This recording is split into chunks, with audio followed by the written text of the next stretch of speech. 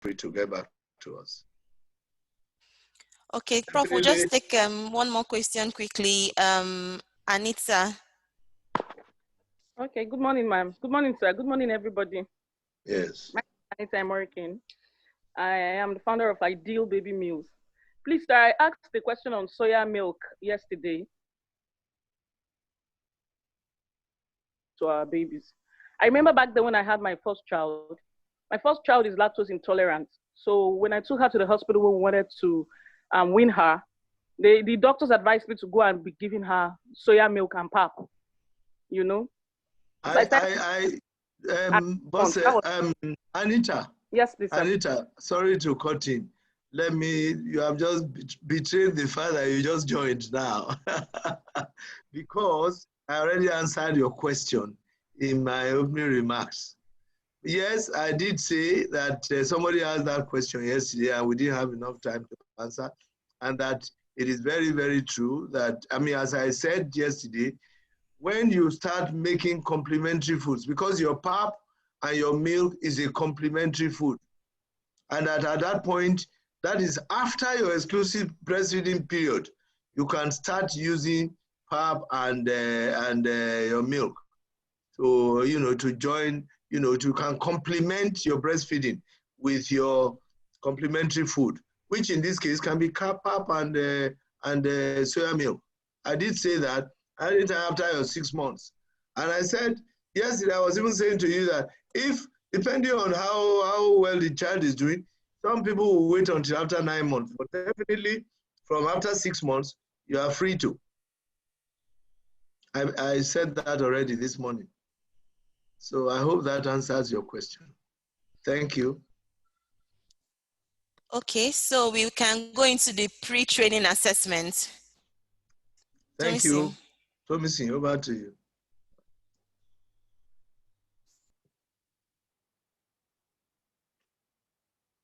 So we have 5 minutes for this poll, and it's already started.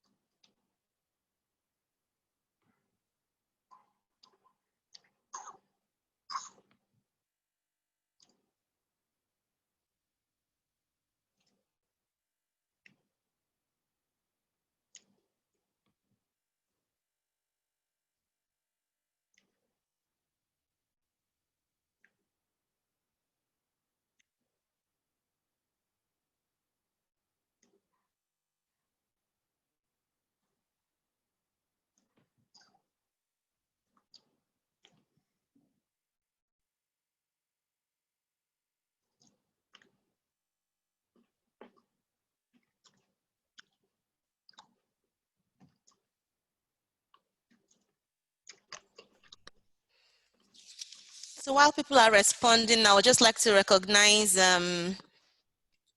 colleagues from GAIN that year. We have Dr. Augustine Okorowa, who is the head of Eat Safe Country Program at GAIN. Eat Safe is evidence and action towards safe and nutritious foods. So we're very excited that he's here. For the Sun Business Network, we also have the Africa Regional Manager, Mrs. Udwakigbeka, as well. And of course, Tomisi, whose voice you've heard. And we had two representatives. We had Unicef, we had Ngozi on the call, but she seems to have dropped off. And we also had the head of membership relations at Lagos Chamber of Commerce, Oluwaseun Oshoniyi.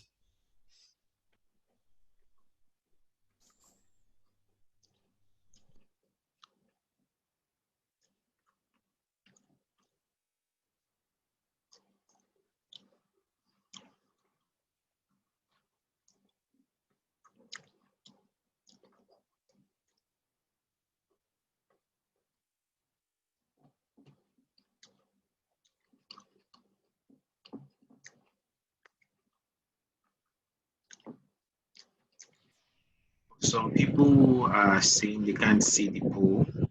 It might be because of the version of Zoom you're using. So if you don't have an updated version or you're not using the Zoom app, it's possible you may not see the poll.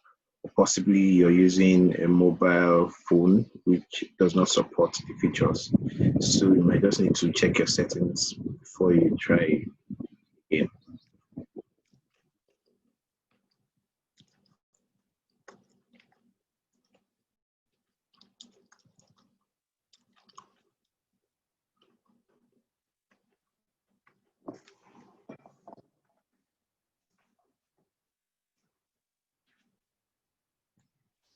About 1 minute 20 seconds left.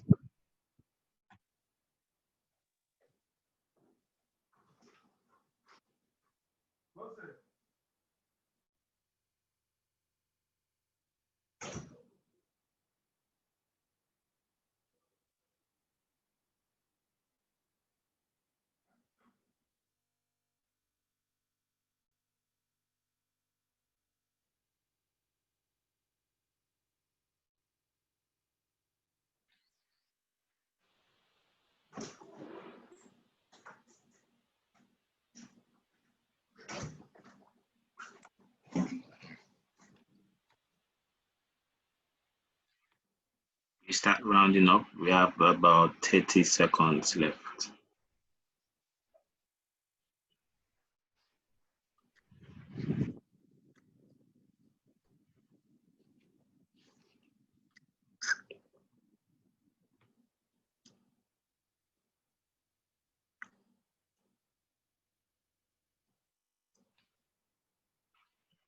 Seconds.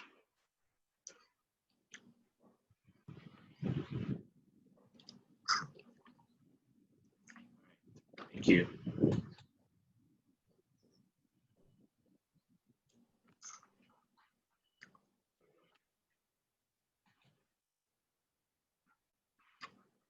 The result of the poll. Is it possible to share your correct answer? The answers side by side with the result of the poll? Is it possible? Yeah, Prof, please stop your screen share. Okay, so I should put on my screen share then. Yeah.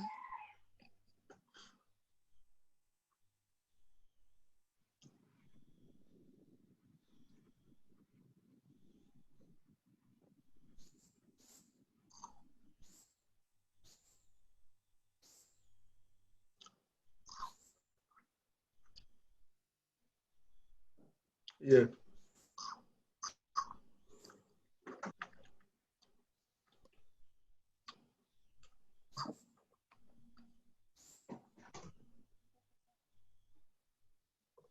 Hello.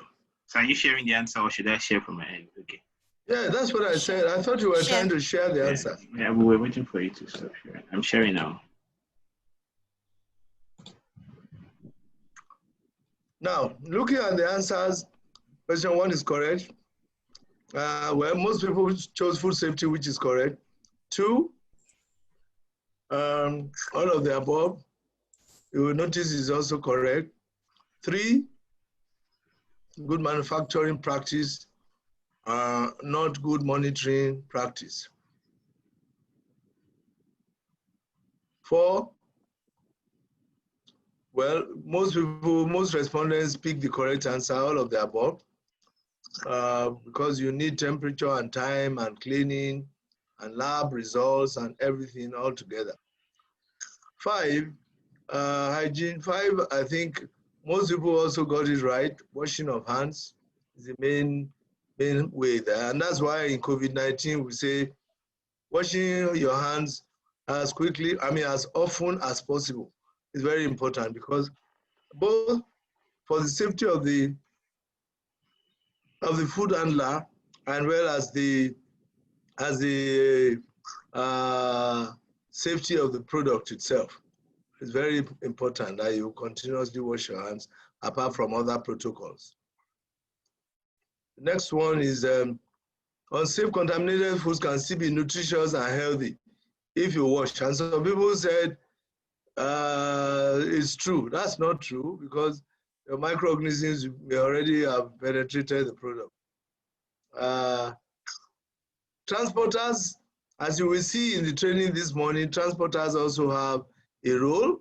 So it's not, in fact, it is everybody's responsibility. Food safety is everybody's responsibility. So the answer should be all of the above. And COVID can be spread. There's no evidence, no scientific evidence that COVID can come through food now. But the virus can survive for about 6 to 8 hours on food contact surfaces. So if you go and touch a surface and the product comes in contact, and you actually, if it is in the face that the product is, the virus is still alive, food contact surfaces can spread the disease. But definitely the virus does not cannot stay for more than about 6 to 8 hours. Food contact equipment, so the answer there is true. And then the number 9 is also is not true. You cannot contact, one of the problems you have in this country is that people ask them to construct manufacturing equipment for them using mild or any type of steel whatsoever. But the rule is that any product or any contact surface that is going to come in contact with the food must be stainless steel. And for the life of the equipment itself, it's always better for you to go for stainless steel equipment, because then you can guarantee that the life, it will be very long. Otherwise, if you use mild steel on the outside and use stainless steel in the inside for the food contact surface, then you are being penny wise, pound foolish. So it's important that we realize this. And why is that important? Because many times you analyze your product and your equipment is depositing a lot of iron into your product, because this thing is coming from mild, you have made your equipment from mild steel or galvanized steel, and you are wondering why your iron is so high. The iron is not coming from the product, the iron is coming from the equipment. So that definitely is false. Is not true. The answer should be false. Okay. And the last question there is food manufacturers may not be liable. Food manufacturers will always be liable as long as the product is within the shelf life, because you normally put best before so date. So you are liable. So I'm surprised that most of you got this wrong in saying that is false. Oh, sorry, may not be liable. Yes, it's false. I'm surprised that almost 1 in 5 people, 17% gave the answer true. That's not true. They are always liable. After leaving the production facility, what about up to the market, up to the, as long as it's still within the shelf life, the manufacturer is liable. Thank you very much. I think we can stop the whole share now.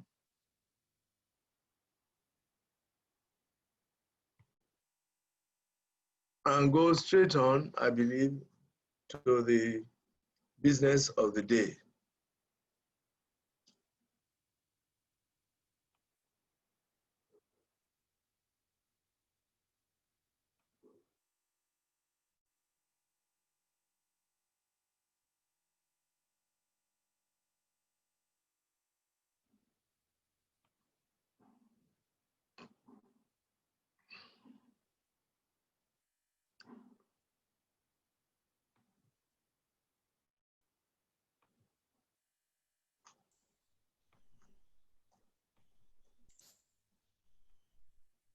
Prof, we have a hand raised. Adobe in Suffolk. Do you want us to take that question? Yes, why not? Go ahead. Go ahead. While I'm, please go ahead. Okay. Adobe in Suffolk, unmute yourself. You can speak now.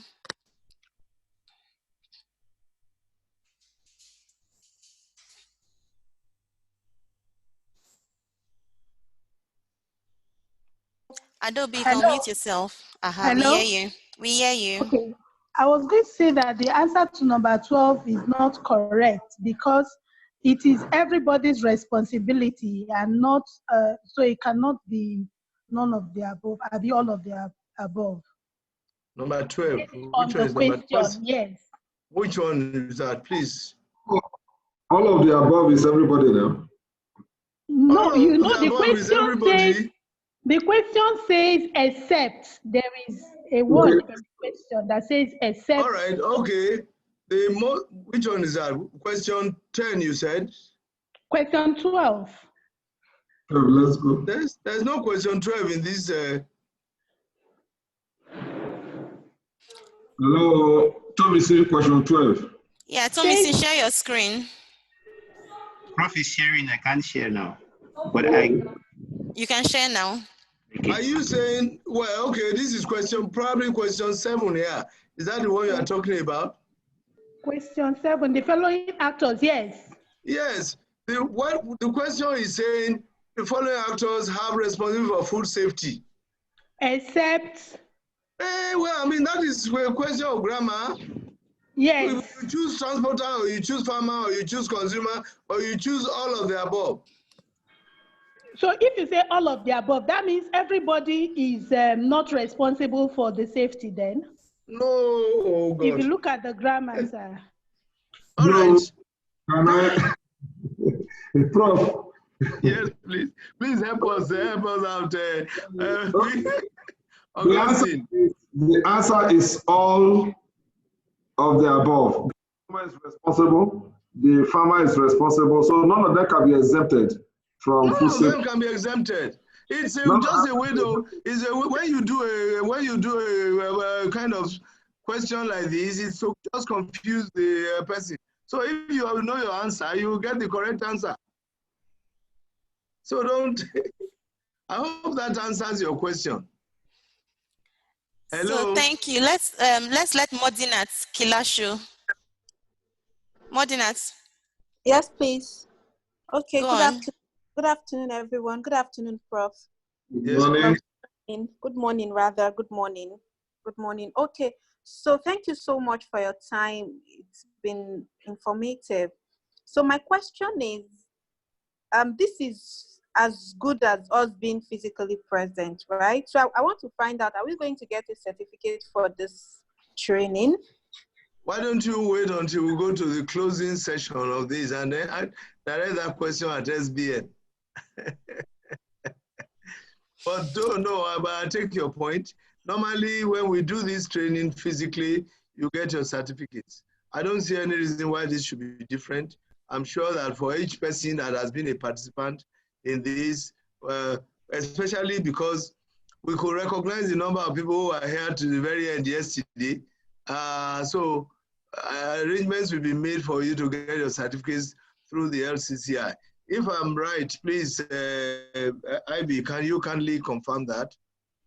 We will look at the numbers of people that participated on both days, and we'll speak to the chambers on that. The training we did in Kano, we gave them certificates, so we'll see how we can attend to the requests of these participants. All right, the last question from Olaoluwa Olayeni. Please go ahead. Your volume, please, is too low. Okay, my name is Olaoluwa Olayeni. I want to ask with respect to the question 12, that what are the roles of the consumer in ensuring... We can't hear you very well, please. Okay, good morning, everyone.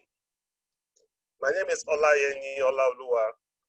I want to ask with respect to question 12, that what are the roles of consumers in ensuring food safety? What are the roles of the consumer in ensuring food safety? Yes. Let me give you one example. You take your bread, the consumer buys bread from a supermarket or from anywhere. If you don't store it well at home, by the time you want to eat it, it will probably have started to develop molds.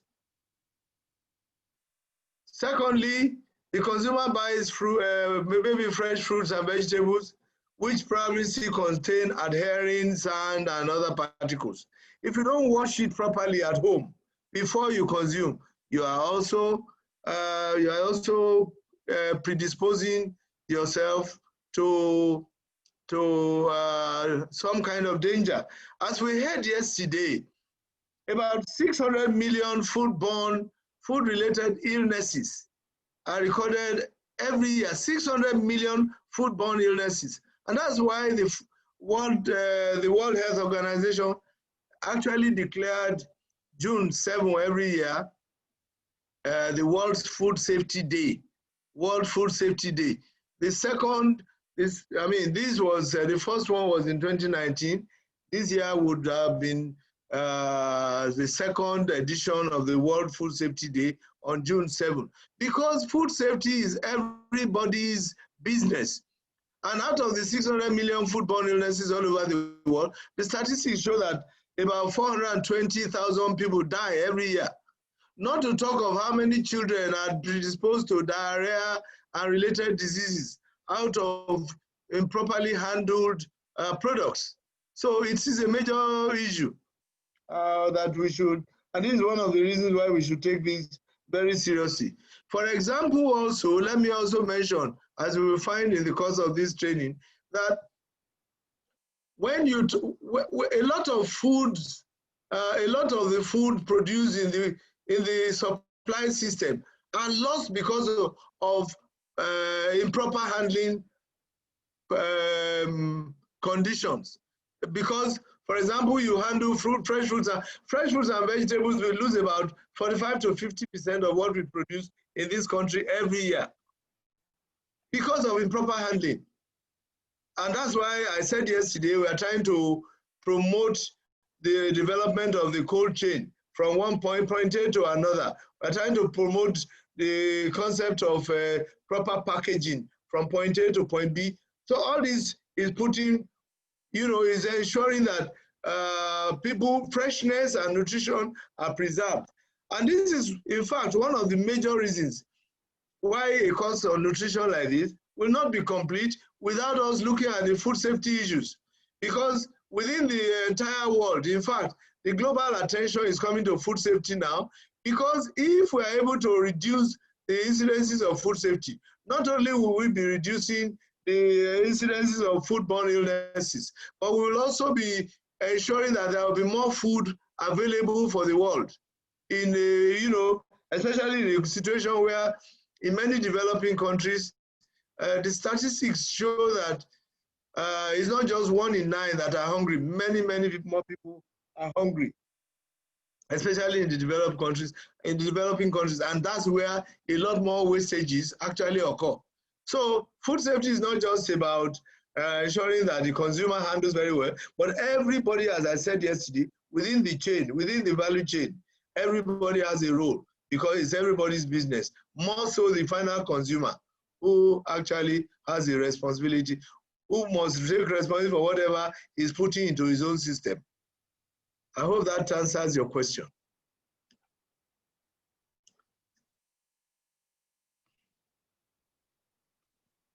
Hello? I think that does, Prof. We will just take Kala and then we'll move into the main session. So Kala Colombon. Hello, can you hear me? Yes. Thank you so much for your time. So my question is, I'm aware that some of the focus has been on food processing regarding things like packaging, for example. I was wondering if moving forward, there can also be a little bit of a focus in food safety when it comes to, for example, the restaurant business and how to handle food that's going to be served immediately to the customer. Okay, fine. So we'll try and look at that in the course of this training. And if there are specific questions that come to mind, please feel free to raise them. But I'll bear that in mind in the course of this. Thank you very much. I believe with that, we should go on straight to the presentation for this morning. And we'll be looking at food safety. It's critically, because in the time that's available, we may not be able to do much with regard to the regulation component. So please, let's just pay attention to this. As a complement of the basic nutrition training that we have had yesterday. Now,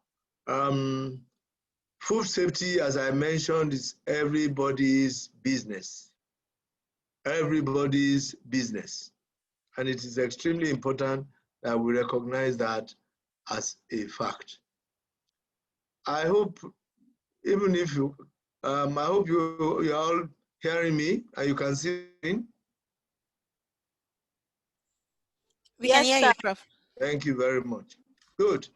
So we're going to be looking at how this relates to a lot of food, small businesses and within the entire value chain. Remember yesterday we talked about the food supply system, and whether you're a grower or a harvester or a transporter or, you know, a person who specializes in storing and selling storing in the glut season and selling in the you know, or later, and so on and so forth, up to the consumer. Everybody has a responsibility in this space.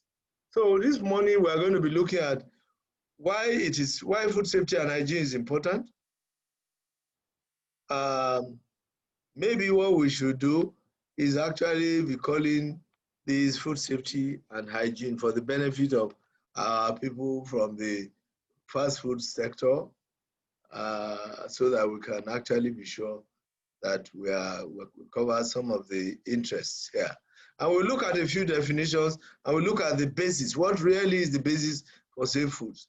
And of course, we will then begin to look at each of the components responsible that we must begin to pay attention to when it comes to safety, ensuring food safety, from design to layout, installation, maintenance, sanitation, and so on and so forth. And an area where we pay very little attention to, which is very important, is the area of food allergens. Now, for many people who before the COVID-19 didn't even know what PPE meant, PPE now is a very, very common term that all of us are familiar with. Before the COVID-19 experience, many people were struggling with what PPE meant. So now we'll be looking at also what is the significance of process control and sampling, and then of course the place of the pests and environment before we begin to take, and the place of logistics, especially transit, purchasing and transportation, because this is very, very relevant in our environment. So we go on now. And what is food safety and hygiene? Essentially, we'll say that food safety is the assurance, as we've seen in one of the questions there, that your food will not cause any harm to the consumer when it is prepared and or eaten according to its intended use. For example, you go to a restaurant to go and eat, you must have the confidence that the food has been prepared in a way that it is prepared and presented for you according to its intended use. I paid a visit to one factory, and they were actually making liquid chocolate drinks, and they were using a vat and using a hand paddle to actually stir the drink inside the hot bath in which they were actually preparing this, rather than using a homogenizer and automatic mixers and what have you. They were using it, and you can imagine an SME that is trying to. And you know what? And I saw the person who was actually manually stirring, and he wanted to spit. And before you knew it, the flame actually went into the drink. And honestly speaking, before I left that place that day, I just could not touch anything. Now, imagine if the man has tuberculosis, or if the man can transmit one thing or another. That is a significant threat to the consumer of that particular product. So it is always important that the food that you are preparing must be acceptable for consumption according to its intended use. And the way we define this is that the food must be of the nature and the substance and the quality that is demanded by the consumer. I'm sure there's nobody who will go to a restaurant and we have witnessed such a thing and we still be able to eat in that kind of restaurant anymore. So our people in the kitchen must be properly trained at all times. They must be conscious of the importance of food safety and hygiene. And this is why we always say you must check out everything from the inspection of your raw material to the cleaning, to the separation, to the cooking, to the chilling, to the disposal, to even the apparel that your staff are wearing, to whether your sweat is going into it, because that is the difference between, even in the home. You know, people make a lot of fun and say, if I want to eat pounded yam and I've not seen the sweat in the product, I will not be able to eat it. Don't forget that as the sweat is going in, a lot of other things are being mixed with the product. So it is important that we take our food hygiene principles very, very seriously. And whether you are a customer or a consumer, everybody has a role because the hygiene has public health implications. And let me sound a note of warning. It is not just to pre-packaged foods. Even your non-packaged foods actually attention must be paid to all of this. And this is why food hygiene is an integral part of good manufacturing practices. Now, why do we need to produce safe foods? From what I've just said, one, the consumer expects, and he needs, in summary, with the summary of all I've said, the consumer he must be able to take it for granted that the food you are producing is safe and meets your label claims, or whatever you present to him is safe and will not cause any harm to him. If the product is unsafe, even the employees that are handling such products are exposed to the danger of being sick. Once I went to a restaurant. It was a Chinese restaurant. And I mean, you know that was supposed to be a treat, as it were. And I found that some of the things they were presenting were off, which meant they were probably from the previous day, and they had been stored maybe in the freezer, but that it was not very, well, God knows how many days, and they had not properly stored. I mean, maybe there was electricity failure or whatever, but the product was off. And I had to call the attention of the manager to the fact that, look, this product is unsafe because it is clear that by taste, this product is off. And of course, and I was going to make a formal report of this to the regulator. And of course, they had to start begging. But the truth of the matter is that every one of us, we take such risks, even at home. And we need to actually take proper precaution to ensure that we are not exposing our consumer, even our employees, to the danger of being sick from such consumption. And because consumers require safe food products and the world has become a global village, you'll be surprised that many of the products that we are producing here can find their way into other continents. Because somebody is traveling, he puts your product and puts it in his suitcase, and you find it there on the other side. So the product, your products, you cannot predict where they will get to, anywhere in the world. And that's why you must look at the local regulations. You must ensure, for example, there is a celebrated case of drinks that were exported to the United Kingdom. And the United Kingdom authorities, the customs refused and said that they did not meet the specification in the UK. Of course, they met the specification in Nigeria. Why? Because Nigeria is has a tropical climate. So we have, our own regulation allows us to use a higher level of additive. It's not dangerous, but we use a higher level of preservative to actually ensure that the product will keep within the shelf life.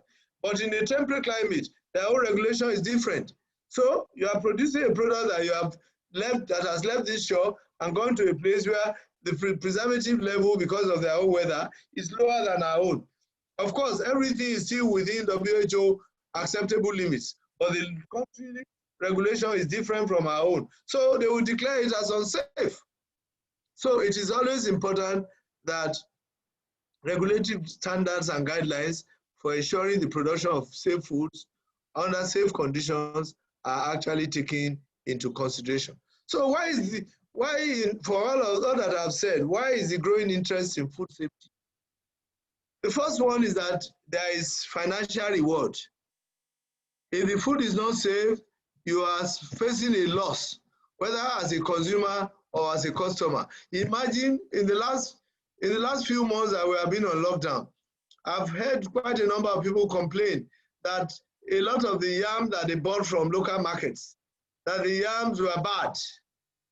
And it's only when they get home that they will now discover that as they are slicing the yam, their factory, that they are discovering that the yam is decayed inside. Now, that is a loss to the customer because of spoilage. And that's a financial, monetary loss. Then there are legal issues. If somebody takes you up for unsafe food, either selling unsafe food or putting the life of somebody at risk, or somebody has eaten improperly processed product, like say for example, we have had cases of cassava that they did not, use the wrong variety, maybe with a high level of cyanide, was not properly processed, and a family bought it and they ate and they died. Or agrochemicals like sniper used and people ate this and they died because of the high dose of those pesticides. You can be subjected to you can be sued. So we must avoid, there's a need to avoid compensation issues and the negative publicity that all of this brings. And of course, it can lead to job losses, because if your product faces negative publicity, you will not be able to live it down. You may have been doing everything right all along. Just one day that your quality does not conform, you run the risk of wiping away your business completely, apart from the legal claims against you. Then, of course, there are ethical and security issues, because within a community, for example, in 2012, I think it was 2012 or so, there was a celebrated case of runner beans coming from one farm in Germany.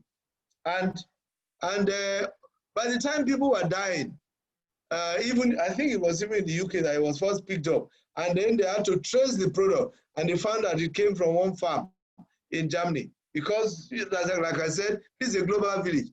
And they found that people were dying, and they traced it to the runner beans. And these runner beans, because of pesticide. This is the kind of thing that we can have. So, and if you have a sort of a challenge in a community where something you have grown and you have handled with unsafe practices and agrochemicals, you can actually have security issues, because you can wipe away a whole community. You can wipe away a whole community. So there is a moral obligation on the person who is producing or the person who is handling to make sure that you do it right. There is also the productivity issues. As I've mentioned before, there is a very high production losses in this, not only in Nigeria, but all over the world. Because the estimation is that by 2050, if we're able to control the amount of the huge post-harvest losses in this world, that we will have more food available to the 9 billion population of the world by 2050. But because right now what we are doing is we have much more than 1/3 of the world, of what is produced in the world, is actually wasted due to food safety issues. And that is a challenge to us, to all of us. So essentially, before we go into critical issues, let's look at some basic definitions. What do you mean by food safety? We have already defined that: freedom from risk and danger. Accident within this space is defined as an unexpected and undesirable event which can result in permanent damage or harm. If you have ever been in the flour milling industry, you will know what they call rolls in the flour mill. In those early days, many millers lost their fingers just by putting your hand inside. The rows just cut off your fingers, and you see people going around with stumps, you know, because all their fingers have been removed from that. That is the kind of accident that must be avoided. We must be conscious of, and we must avoid in the food manufacturing facility. Hygiene, of course, is defined by the Codex Alimentarius as the conditions and measures that are necessary to ensure that the safety and suitability of the food at all stages in the food chain are maintained. Right. Hazard, one of the things we'll be talking about here is what we call hazards. And the hazard is an unsafe condition or activity that, if it is not controlled, can contribute to an accident. The accident can be within the consumer, the accident can be within the environment, the accident can be, so you must look at both the employee, the consumer, the environment. Everybody is susceptible to any form of hazard, and you will see this in the course of the presentation. And then there is something we always talk about, which is about when we talk about occupational safety. One very important terminology which I want us to pay attention to is ergonomics. This is the study of how people work in the environment. And, you know, I don't know how many of us in small businesses are able to look at, you know, how people bend down, how they, you know, if you have been bending down or carrying 50 kg bags on your head, and by the time you are 45, you will be looking like a 70-year-old. We need to pay attention to ergonomics, because this is all part of safety. So that individual capabilities and limitations can be properly addressed. And then, of course, there is the issue of waste management. And because many times contamination occurs from improper management of waste around us, and whether these are liquid waste or whether they are solid waste. Now, so the food processor, from what we have said, has to provide food that is safe and suitable for consumption. It has to ensure that the consumer has clear and easily understood information to enable him protect the food. And he must maintain the confidence in the internationally traded food. This is what I meant by, this is what I said earlier, that food is traded beyond your immediate borders now. So we must always put all of this in our minds. Now, I talked about the Codex Alimentarius before. What is that? It's a joint WHO-FAO commission. WHO is the World Health Organization, and FAO is the Food and Agriculture Organization of the United Nations. They set some international standards within which many countries draw their own internal standards. So we have Codex as our basis, we have good manufacturing practice standards, and we have what we call GHP, which is good hygiene practice standards, as basis for safety, for producing safe foods. And what you will see is that we have national standards. In Nigeria, almost every important prepackaged food has a standard. And then we have the NAFDAC 2014 guidelines on food safety and hygiene guidelines, which I think is just currently being revised, the 2019-2020 revision, which attempts to address many of our GMP and GHP practices in handling foods along the entire value chain. So it is always important that we look at what the Codex Alimentarius is. Even if there is no national standard, go and look at what the Codex Alimentarius standards are with regard to your particular food sector and how you must handle them. And then there is, in many factories, depending on the kind of product you are handling, we have what we call the Food Safety Assurance Plan. And this is underpinned by the principles of the hazard analysis critical control points, HACCP. And I'm sure many of you would have heard about this. You may not be practicing it, but we will try and look at some of these principles in the course of this training. Then, of course, there is a quality system. the quality management system is very important, and you must have heard about the ISO standards. Are you producing to a specific standard? Are you producing to a standard? Are you certified? Is your product certified? If your product is certified, then it is a competitive, it gives you a competitive advantage in the international scene. And then, of course, what we call a global quality system, which is governed by the principles of total quality management. And when we talk about the total quality management concept, it just simply is one principle based on doing things right first time, all the time. In other words, set a system in place. This is how we're going to do it. No matter which employee is coming to the line, it will always do it the same way at all times so that the results will always be the same. Don't wait until the lab tells you that something is wrong, or don't wait until the public analyst tells you that something is wrong with your product. I went into a factory one day where I was consulting for them, and usually I would start from the lab. And I went into the lab and I said, fine, let me see your record for the past 1 week since I last came. And I then took some fresh samples and I tried to smell. I looked at the appearance, and as soon as I attempted to look at the aroma, I could smell some gasoline in the product. And I said, wait a minute, which product is this? He said, this is yesterday night. And I said, this product is smelling of gasoline. I've not mentioned the product. This product is smelling of gasoline. Where is this coming from? They said, we don't know. And I said, okay, fine. So we are going to start to audit to find out where this is coming from. And we then found out that it was raining through the night, and there was spillage of diesel at the power station.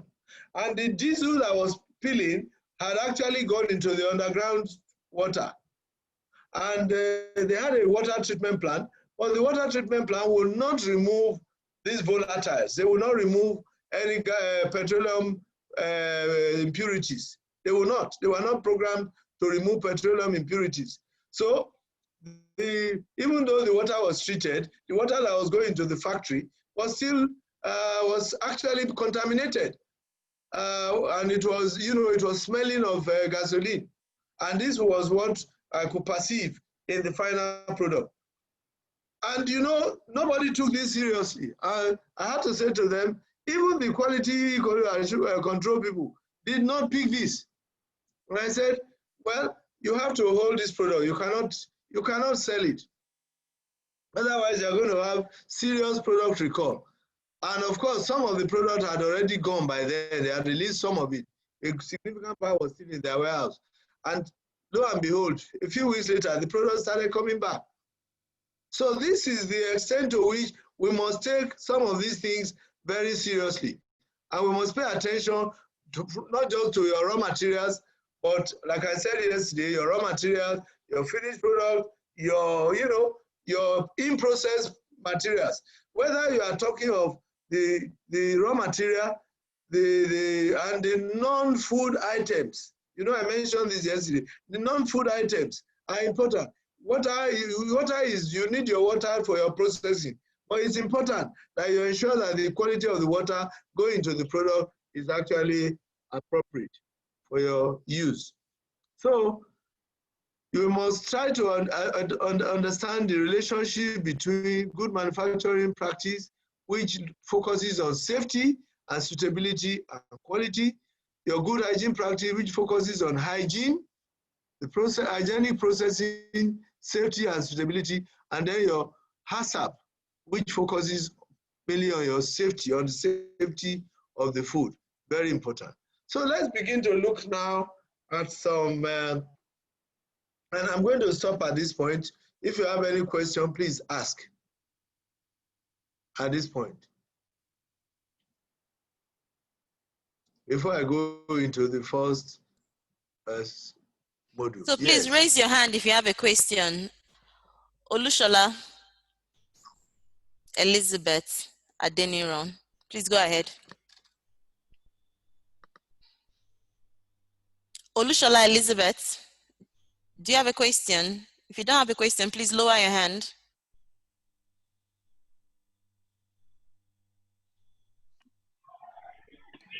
Hello, good morning. Morning, we can hear you. Okay, my name is Adeni Rolishola Elizabeth. I really appreciate the prof, but my question is this.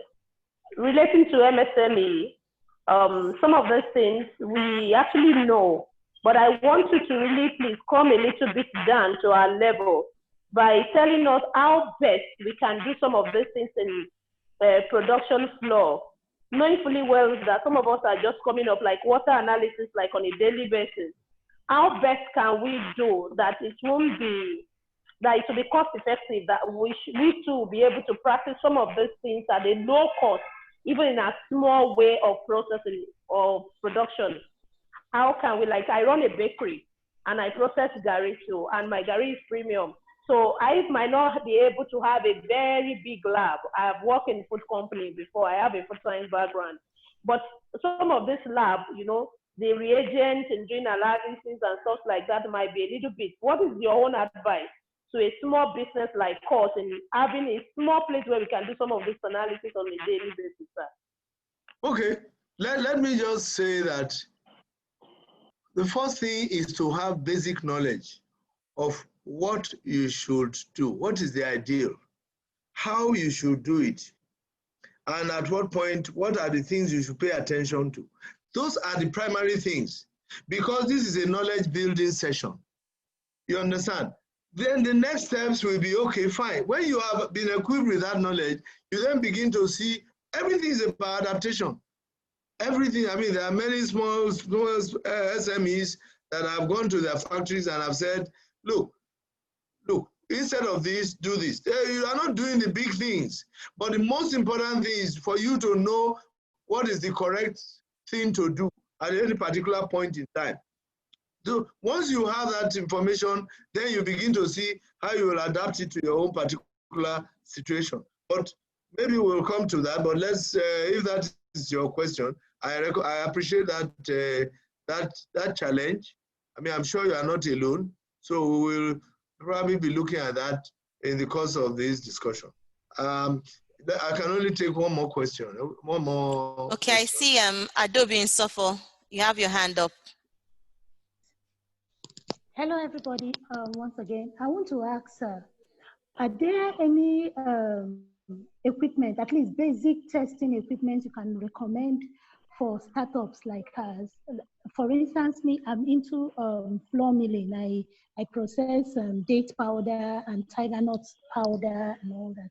So are there any basic equipment you can recommend so that we can use as testing, you know, testers for like, what do you call it? You know, to lab analysis, whatever, as in the in-house, not okay, external. Don't worry, I can understand what you're saying. Because of our time, let's make that question simple and straightforward. I think you are coming to the same point as the last speaker. The issue is this. Let me very clearly tell you. Nobody is saying that as an SME, you must go and buy a scale that you cannot afford. You must, no, nobody's saying that. Nobody's saying that you must have a lab. But I'm a public analyst. As a matter of fact, I'm the vice chairman of the Institute of Public Analysts of Nigeria.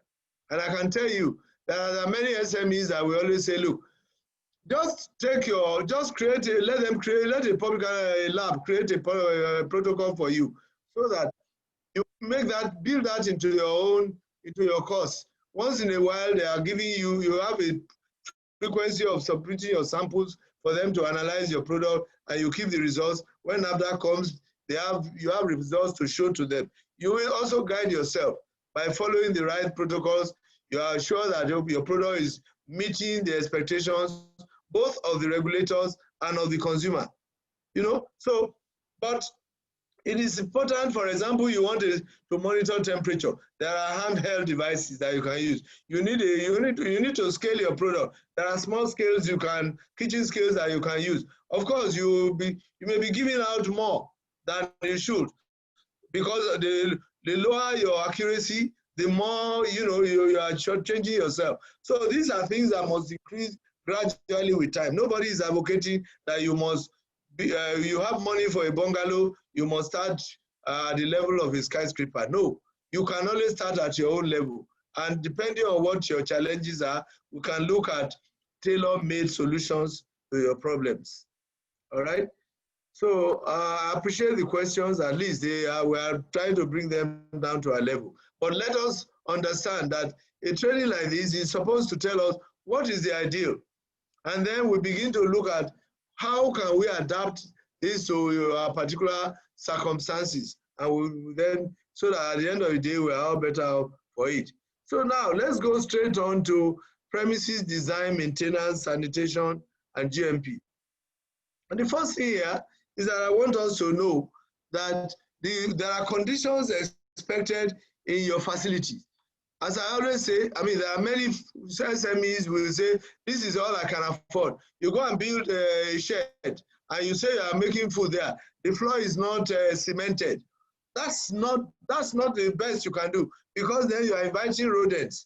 There is, if you are in a flood-prone area, when the wind comes, it carries away all your building. You start from scratch. So you are being penny wise, pound foolish. So it is important that the external surroundings of your production facility must be free of debris and refuse.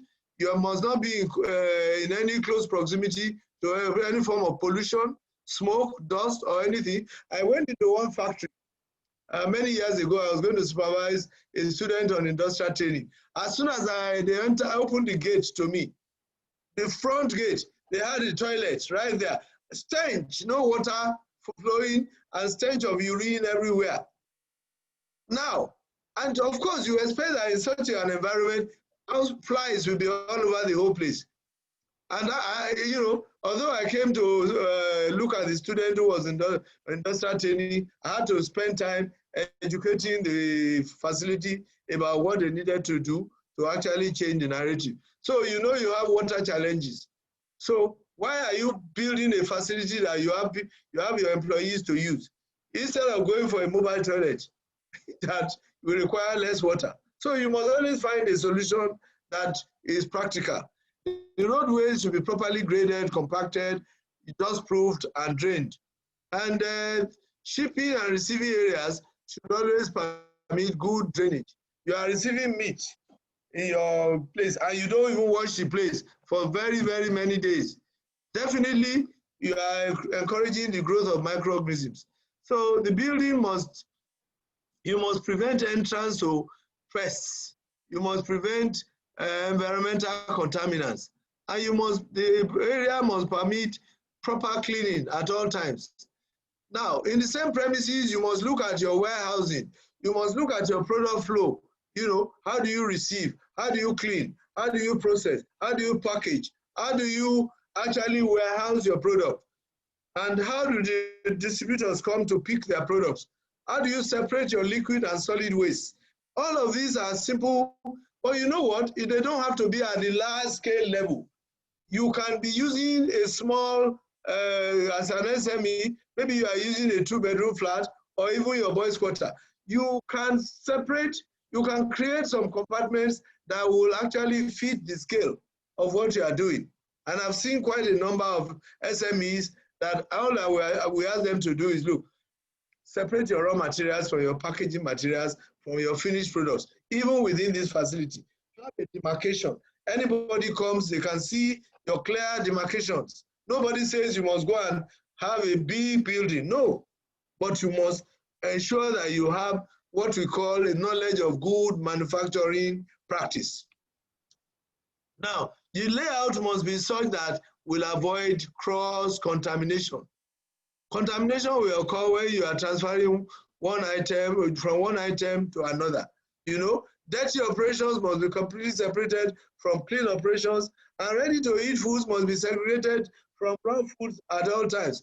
One of the things that Standards Organization of Nigeria or NAFDAC will frown at is if they get to your place and they see your finished product. They see it the same way, raw materials, everything piled on the same floor. And you will say that it's because you are an SME. No, that's not acceptable. That's not good manufacturing practice.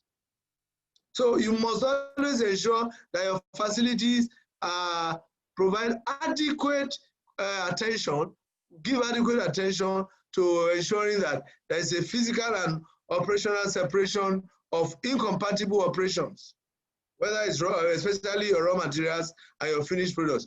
There is a recent experience I had where, some products were returned, they were already expired. They put them on the production floor. In the same production floor, they had raw materials. They mixed them with finished products. And when the regulator got there, they said, how come you have expired products on the same floor with your finished goods and everything? It means you want to try and recycle this into the market. And they took them up. And this was a genuine mistake, but these are mistakes that must be avoided. They must be avoided on a daily basis. Secondly, your sanitary facilities. Many of us think that our workers, you go into a place, they can't even provide lockers. You don't have to provide steel lockers. You can provide wooden lockers. You can make sure you are sanitized on a weekly basis. If you have ever gone into any small cloakroom, maybe you are an SME, you have only 3 female workers, you have 8 male workers, and you try to provide them with separate facilities. You go into that place, the whole thing is smelling of sweat. The whole environment is smelling. Nobody sanitizes, nobody pays attention to that. You can have, each person can have his own wooden locker or whatever, if that's what you can avoid. But it is important that the facilities must be designed and operated to minimize the risk of contamination. The washrooms should have self-closing doors, and lunch rooms and changing rooms should be correctly ventilated, maintained, and not lead directly into the processing areas. Okay? Cloakrooms must be provided, no matter how small they are, provide them. The water treatment facility must have a quality program. And if you are using water from a well, you must ensure that you know the quality of the water. You cannot say because you are an SME, therefore you will not know the quality of the water that you are using to process your food. Because the water can, especially if it's Lagos water, for instance, you can have a lot of sediments, a lot of mineral impurities. You have to find a way to do some kind of sedimentation or some kind of treatment that will make the water safe for your production. So it's not enough to say, well, I'm an SME, therefore I cannot afford potable water. You must be able to afford potable water in whatever form if you are producing food, because the food, you are putting lives at risk. All right? And then you must establish the frequency of testing, the procedure you want to adopt for testing. Some people adopt the sensory method for testing their product. So say, okay, the texture is all right, the taste is all right, the aroma is all right. They look at it. Who is the person responsible? Are you doing food and last examination on a regular basis? What are the records that you are keeping? These are steps that you must not compromise, no matter at what scale you are operating. You must keep records.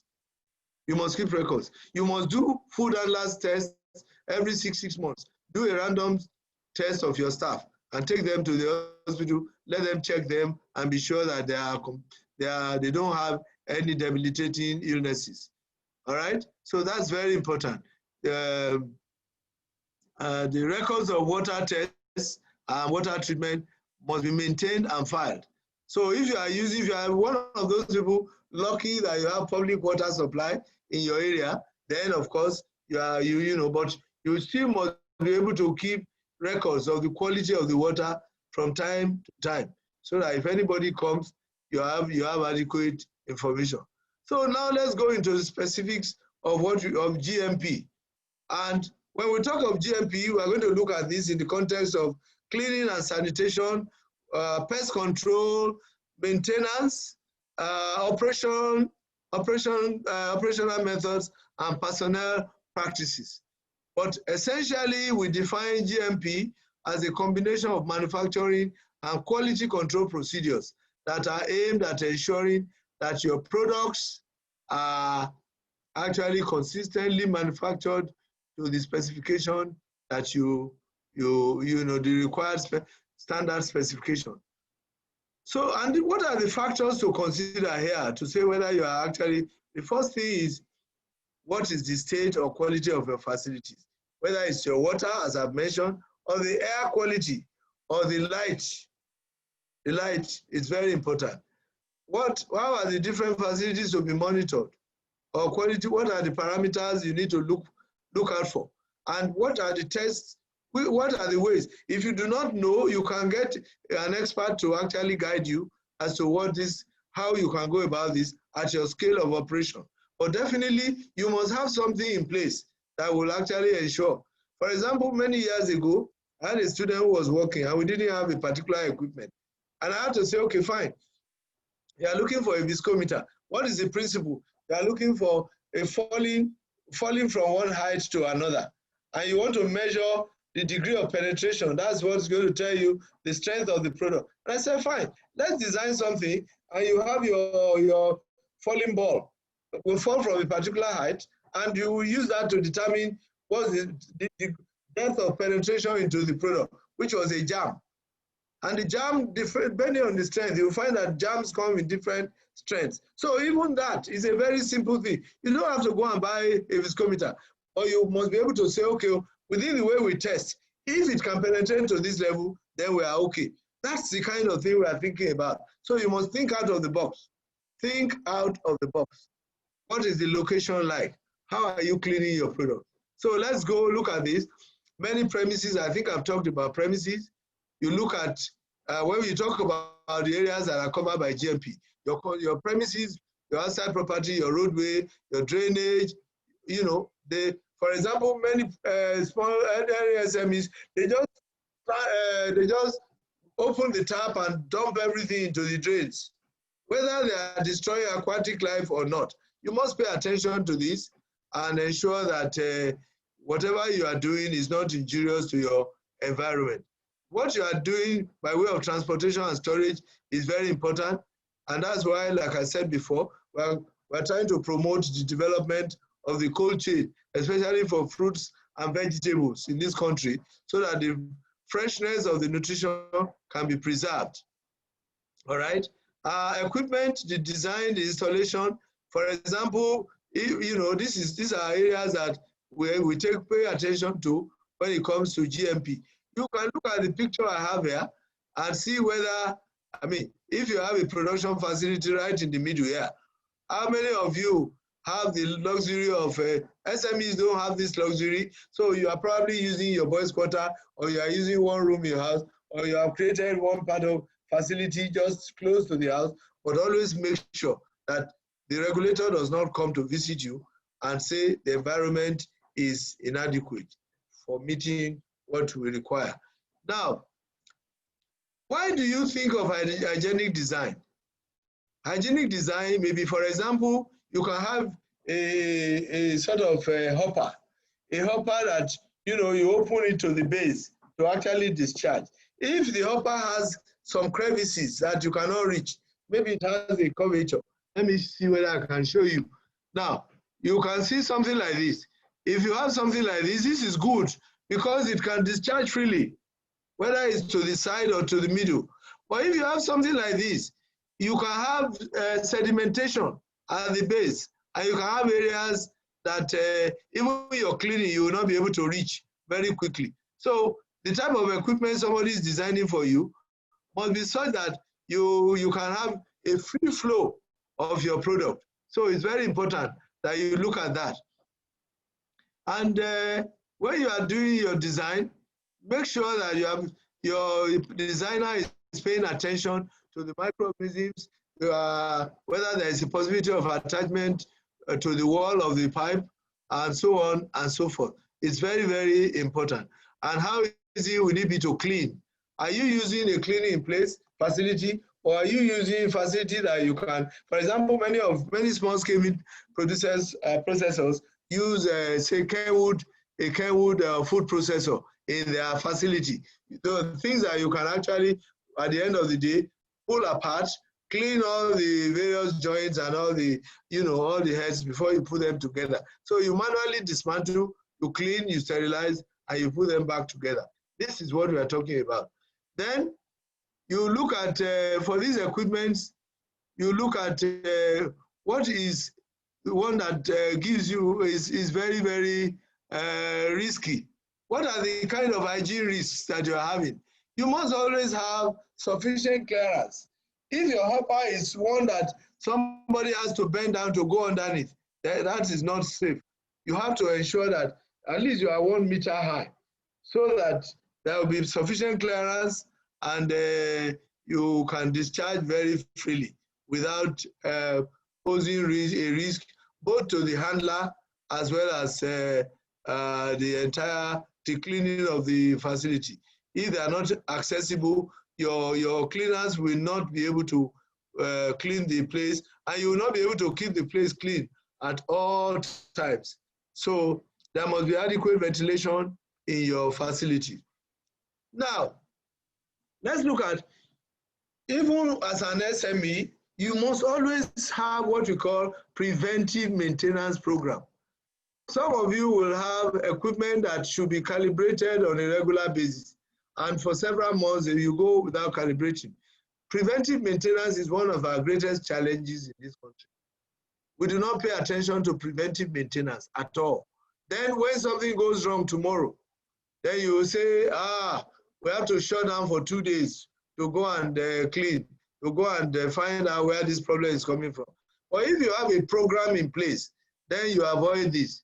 So any equipment that can have an impact on food safety should always be properly monitored, and should set standards for their maintenance. It is extremely important.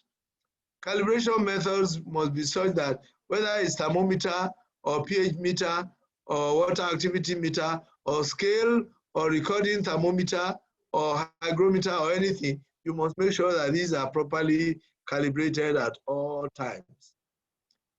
You must know who is responsible. You must have a record of where they are putting whatever measures, records they are keeping. You must put them. So you must always have a routine maintenance program. Many people will say, oh, yes, we have a maintenance program. But when you call for it, you find that it's not written. And what I always tell many of my students is, if it is not written, it does not exist. If it is not written, it does not exist. So don't say you are doing this when it is not written. If it is not written, it does not exist. And this is why, for example, when anybody, a regulator visits you, he wants to see your standard operating procedures, whether it is for sanitation or for operation of an equipment or whatever. So you must have your standard operating procedures written and properly labeled on the use of your equipment or your sanitation plan. Your toilets, how often do they clean your toilets? Do you have do you have a record there that somebody will know how many times a day they actually go to clean? That is a program that the standard operating procedure is required, whether for operating your equipment or for your cleaning and sanitizing. You must know who is responsible. You must know what you have to clean and sanitize, how many times a day, when do you have to do it, how is the cleaning done. You may say, pull apart this equipment, and they just put a hose of water and say they have cleaned it because nobody is watching. You must get your people to do the right things right.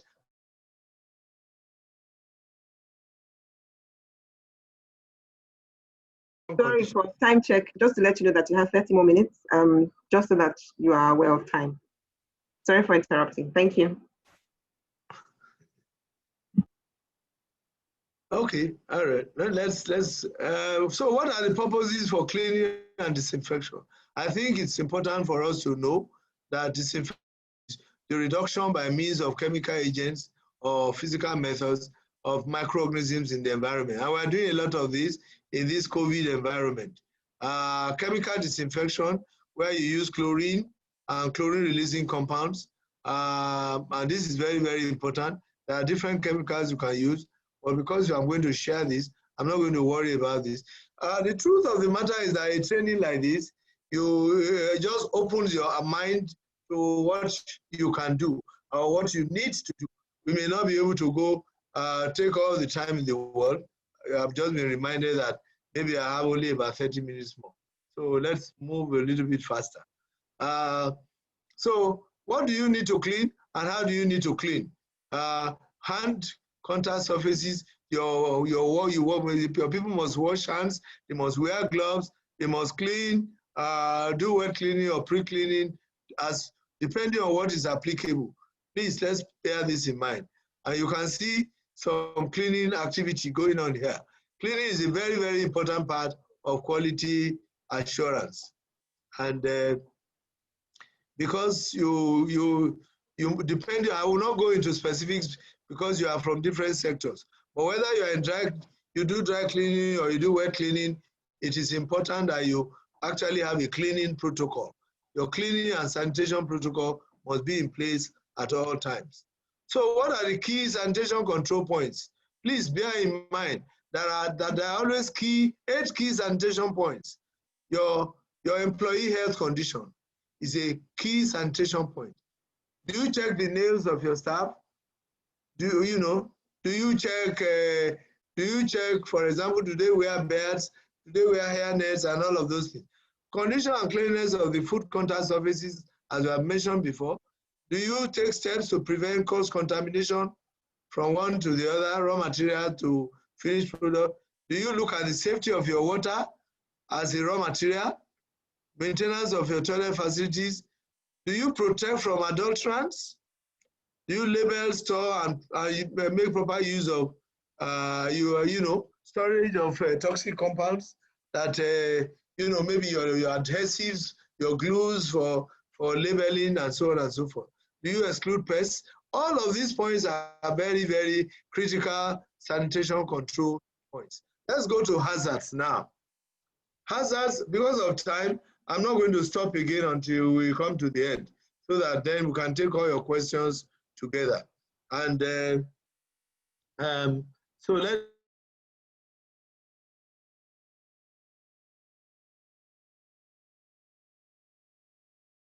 call biological hazards, chemical hazards, and physical hazards. For your food your biological hazards, of course, have to do with those things that we must control for the purpose of ensuring that your consumers are safe and they are protected. And so let's look at sources of biological contamination. The biological contamination, if you're handling fruits and vegetables, can come from your soil, the water, from the air, gasoline, for example, from your trailers, from your animal droppings, rodents, and even from food handlers themselves. So all of these constitute biological hazards, which you need to pay attention to. And of course, you are talking of bacteria. They transmit bacteria, viruses, worms, and so on and so forth. Molds and yeast, they are very, very important because they can be easily facilitated on the surfaces of food products. And of course, you can see what the world is going through now with viruses, with COVID-19, which is which is one of these microorganisms that you cannot see with your surface. And so what are the sources of these hazards? They can come from infected or from toxic food poisoning. And you must control the environment to be able to control this. And that means you must be looking at what nutrients are available, what are the conditions. Is it a hot product or cold product? What's the moisture level? If you are operating at a very low moisture level, for example, if you are processing cassava and you actually are able to reduce the moisture level to the moisture to the level that you pre-press before you take it to the factory, you have already reduced the moisture to about 38 to 40%. from about 70-something% to about 38 to 40%, and that is an intermediate moisture product that you can carry and go and process into flour or whatever at the other end. Sources and contamination with biological hazards. In your processing facility, please take a critical look at the type of product you are handling, the acidity level. If you are handling a fruit juice, for example, you know that these are acidic products, so you need to look at the pH control, the time you are exposing it to heat, for example, the temperature, the oxygen levels, because all of these can if, for example, you have oil can be affected by light, by oxygen, by oxygen, and it can actually predispose the product to rancidity. And this is why we always talk about fat and tom. Please bear that in mind. Then we can look at chemical hazards. Chemical hazards like mycotoxins. Mycotoxins that, for example, if you are the type that is handling malting of grains for the, you are a small scale malting outfit, producing malted grains for the breweries or for the likes of the Nestle's and the Cadbury's of this world, and Nigerian breweries and Guinness and what have you, you need to pay attention to mycotoxins. And from my experience, the major challenge, the major area of control is in the wash water.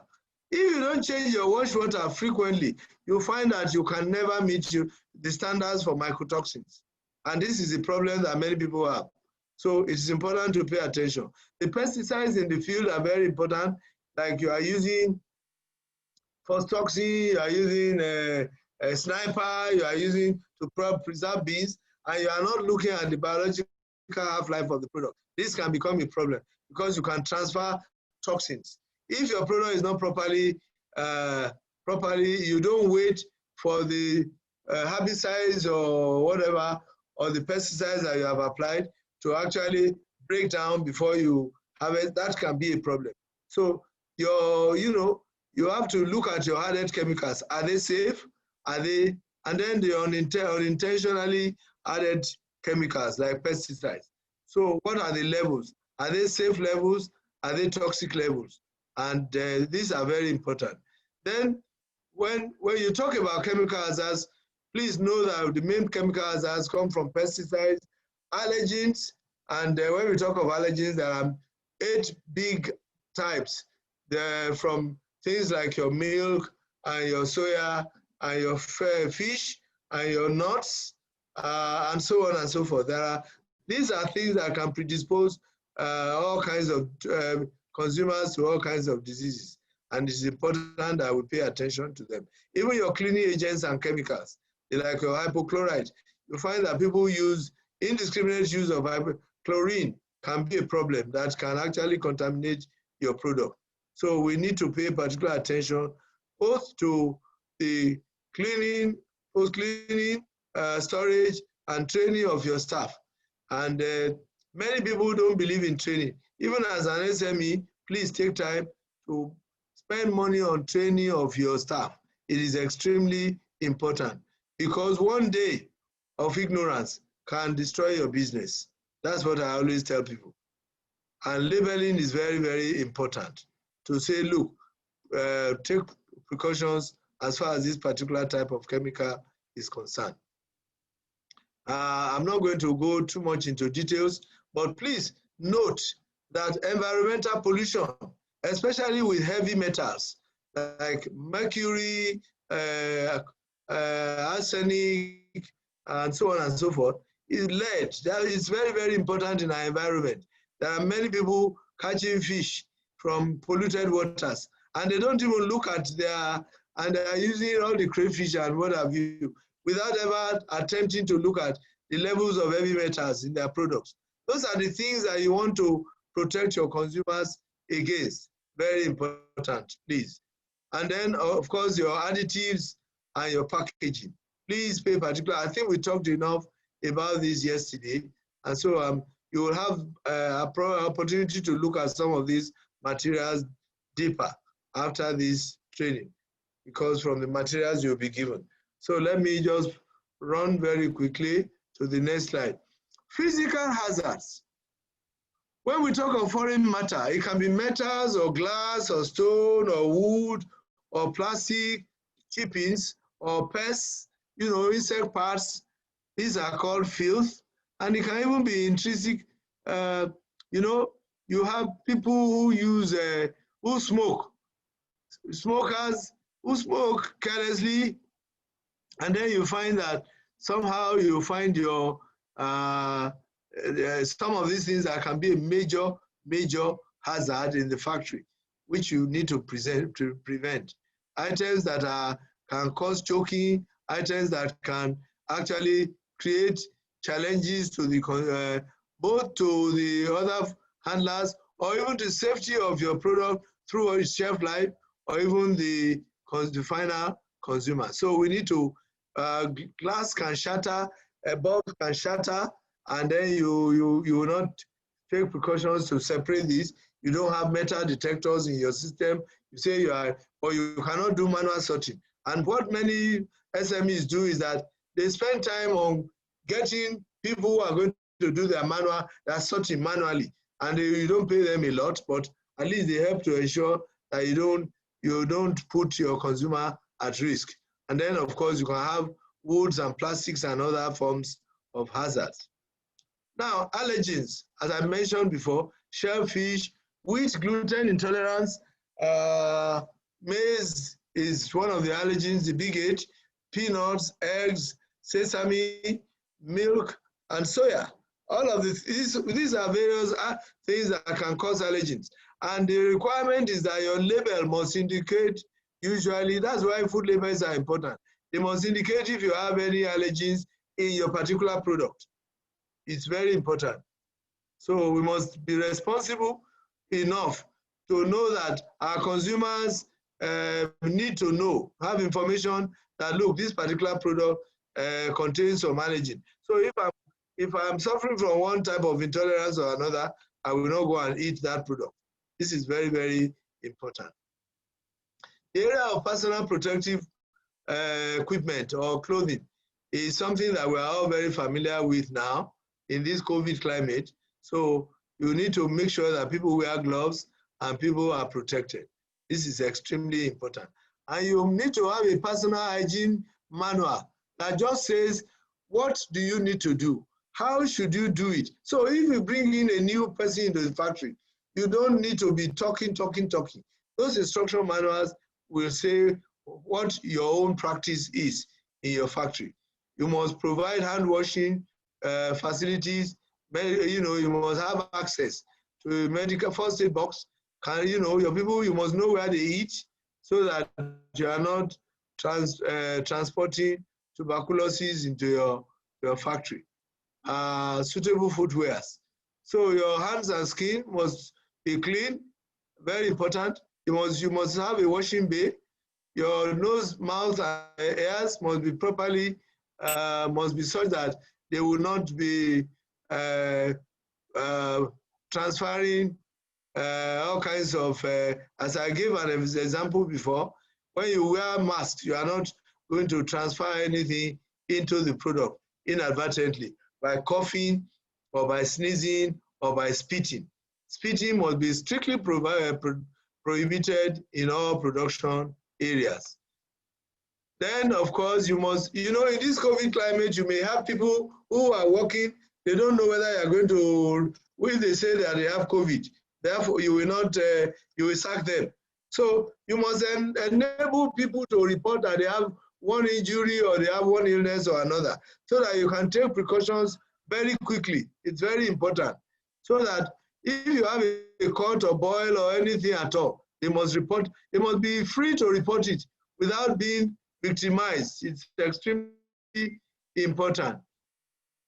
Very, very important. Cleanliness, conduct, and habits of your personnel, very, very important. And I will say, I will mention this towards the end as part of our new order.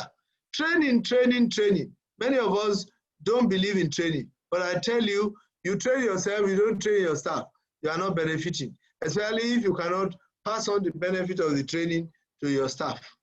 It's always important to pay particular attention to the need for refresher training from time to time. I know some small MSMEs that on a quarterly basis, they bring their staff together and they're able to train them.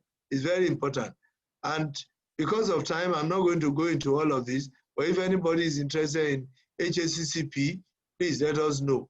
If you need to provide a checklist of your requirements. I'm not sorry, please keep your question to the very end because of time. Because I've been reminded that we are not going to exceed our time here. But if we have time during the question and answer session, I will take them. HACCP, well, you set up the principles. There are 7 points. I've mentioned what your hazard analysis plan is. Like I said, we'll talk about this. The first thing is you conduct a planned sequence of your observations. You set your steps in the food chain.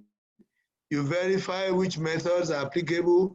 You look at the control measures you are going to adopt and the critical limits and the control points in your process.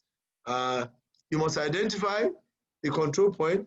You must evaluate it. You must control. And you must go back. It's more like what we call a plan, do, check, and action cycle, which is a continuous process in your production to ensure your product is very, very safe. Let's go on. Process control. I talk about monitoring and sampling. Sampling is one of the most important things. If you do not do a proper random sampling, you will never be able to be sure that the raw materials you are being supplied, it meets your quality specification. Even in your process, you must monitor what you are producing. But you must now tell me, the word monitor has different meanings. You can monitor without taking samples. Monitoring can be done remotely or in close proximity. Monitoring can be done electronically or by man. But for SMEs, monitoring, your person who is doing your monitoring must be trained on the process. It must be properly trained. All right, must be properly trained. So it's very, very important that your monitor must be properly trained. I'm not going to spend too much time on this, but just to mention that when there is no food processing operation that does not have rework, whether it's waste, and you want to find a way to, if it is safe, rework, to recycle this. But I always say that if you add your rework at anything above 2%, 5%, you are not helping the consumer, and you are not maintaining the integrity of your product. So it's always important that you have a place where you label and clearly identify this is a rework that you're going to put back into the product so that you can readily trace your product at the end. I've mentioned this in your purchasing and your transportation. You need to pay particular attention to the fact that whatever material you are buying meets the specifications, whether in raw materials, whether it is in ingredients, raw materials, or packaging materials. Please always ensure that a system is in place to evaluate that all delivered ingredients, such as your raw materials and packaging materials, are properly inspected and they meet your expectations. And I will give you an example here. For example, food carriers. On our roads, you see a lot of trailers. Many of them are not clamped. You say, how is this related to food safety?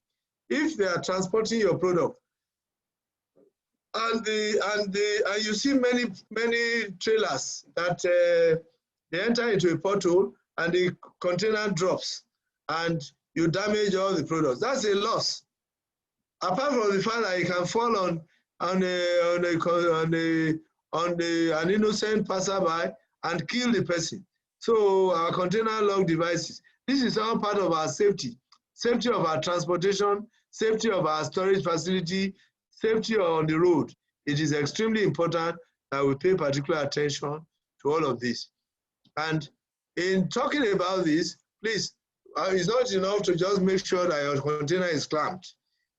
You know, if all of us make sure that even if it is a simple van you are using, you secure your products inside the van so that you are not likely to suffer spillages, contamination during transportation.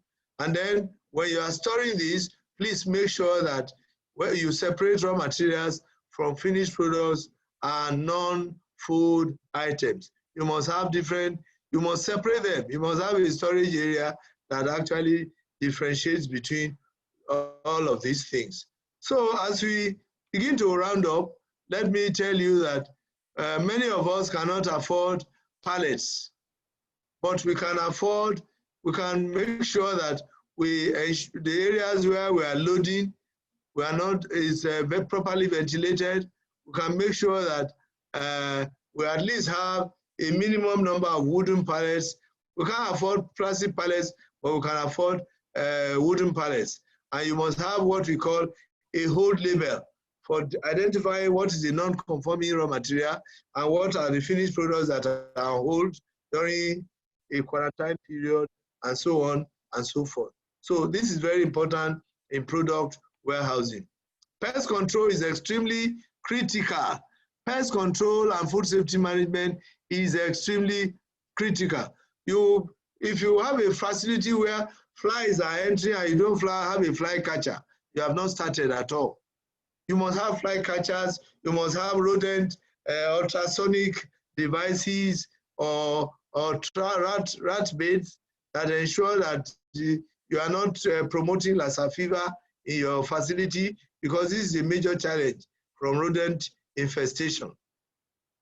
So problems that are associated with pests include food poisoning, bacteria from rodents, pest contact. I went to the factory, I don't remember where now, where you could see cats even in the ceiling, running after rats. Cats in the area, especially in places where you have grains and where you have even milk, skimmed milk powder and all of that. You always have rats.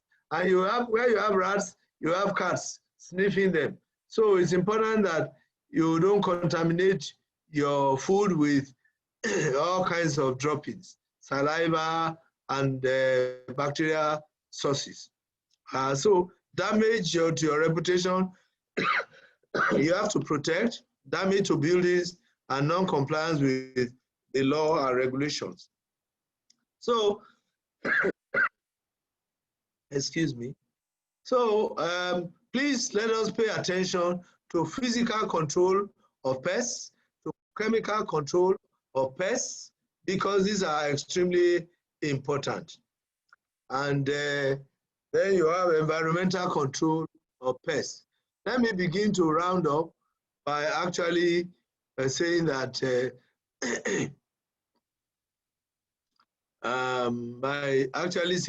what do we expect to see in the new order? In the new order, what do we expect to see in the new order with in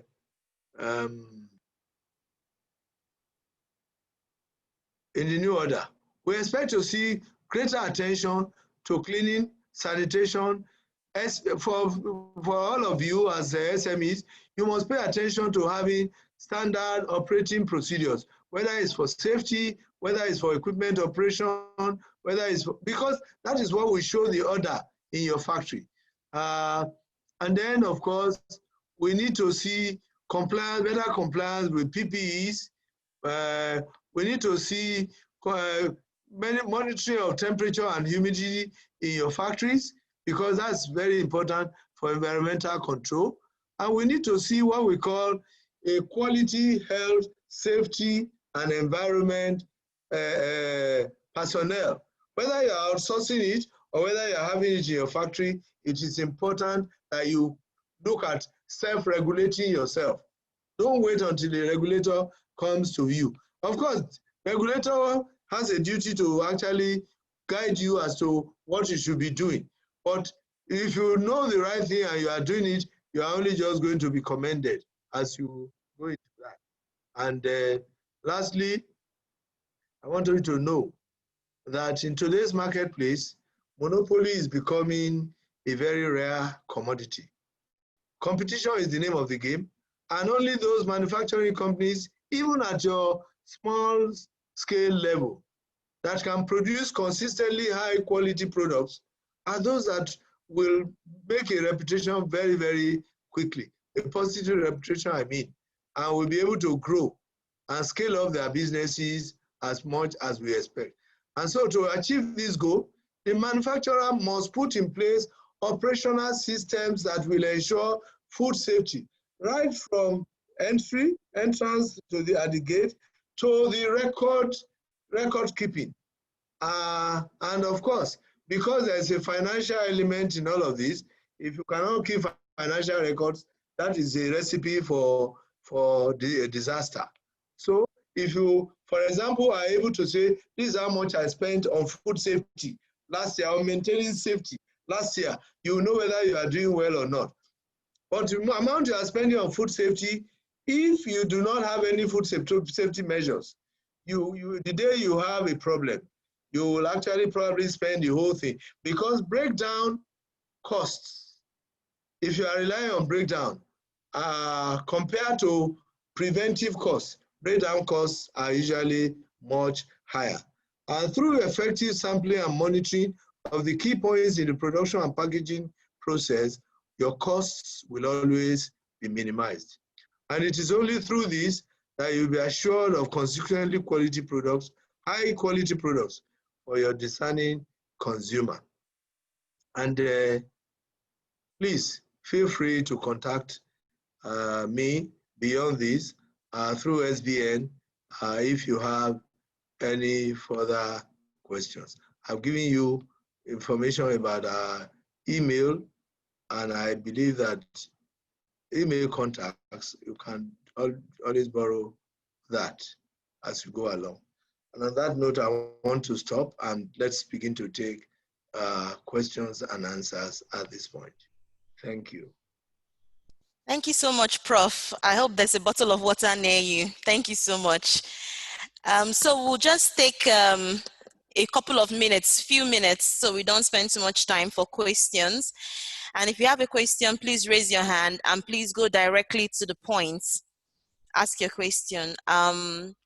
George Oluwa Lajiki. George, you can ask your question now. Okay. Good afternoon, everyone. All right, are you hearing me? Clearly. Okay. Thank you, Prof, for the wonderful presentation.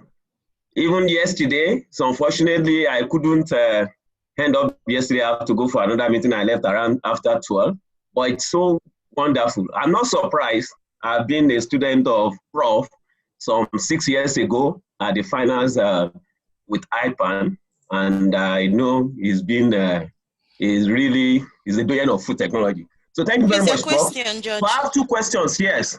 2 questions, sir. If you allow me, I have 1 question for yesterday, and I also have 1 question for today. Please go ahead. Please go ahead. Thank you very much, sir. For today, my question is focused on food safety sustainability in Nigeria. I have seen all you have said.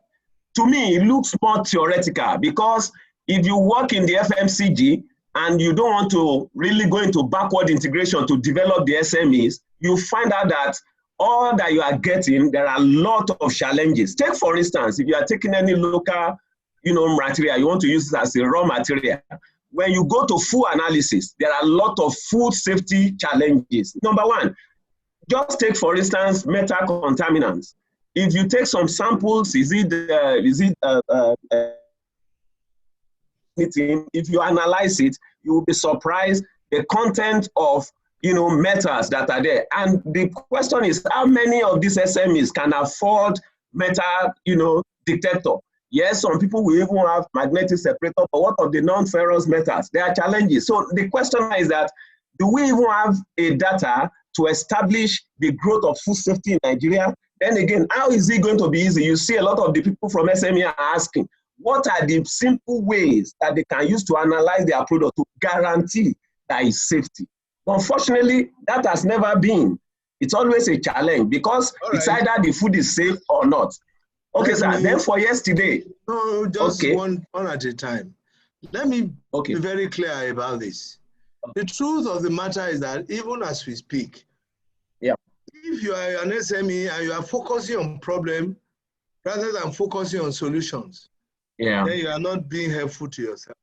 I know a lot of businesses that have been scaled up very rapidly just because they are paying attention to, all right, my raw materials, what are the challenges out there? How do we actually, for example, for sustainability purposes, some people will come together so that they can optimize their resources and be able to do a bulk purchase, rather than just go out there and buy rubbish. You must have proper, and this is what I talked about in terms of your buying strategies. So your buying strategies, if you want to start business, and I went to a factory and I saw that, look, you are buying vegetables from the market. You are changing yourself both financially, because it's better to have an arrangement. You have for sustainability purposes, you know where you can buy, who can supply you from their farm. So it's important, your buying strategy must be right. It's not a question of, there are too many problems. If you are seeing the problem, then you are not seeing the solution. So the first thing is to wear the right cap and think of, okay, so how do I see this? I went into one factory and I saw about 5 different women sorting out soya, helping them to sort soya. And it's an SME, it's an SME too. So somebody is sorting maize, somebody is sorting soya. So we cannot keep on saying that because we don't have any equipment. But, for example, I know, I remember many years ago when I was in Catholic, we set up a mechanical cleaning plant so that anybody who wants to, before you sell your maize or your sorghum, you take it to a cleaning place and they help you to sort out, they clean it. Usually you clean out about 7-8% impurities from it. And if as small SMEs, you come together and you actually have a source, you can actually use that buying scale to encourage people to clean for you. So it's a question of how you think and how you view your safety to be important. So it's not just a question of buying one mudu here tomorrow and you say you are processing. No. Sustainability means you are actually thinking of how you are going to remain in business tomorrow. So that's what I want you to put in mind, please. And it's not just for you, it's for a lot of other people. Because unless you are looking at for instance, you said, how can we test? What are simple testing? It depends on what you want to test. If food is meant for human beings, look, I told you in the course of this presentation, and I mentioned it yesterday, that you can use sensory. You can have your product tested on the basis of sensory. What is sensory? In other words, you have people that you have trained to be able to actually know if there's anything wrong with your product. You can use sensory methods to actually, and you have a record, and you have it. And then occasionally you will send your sample to a lab. So it doesn't become too much for you. So it just depends on what you want to do and how you want to do it.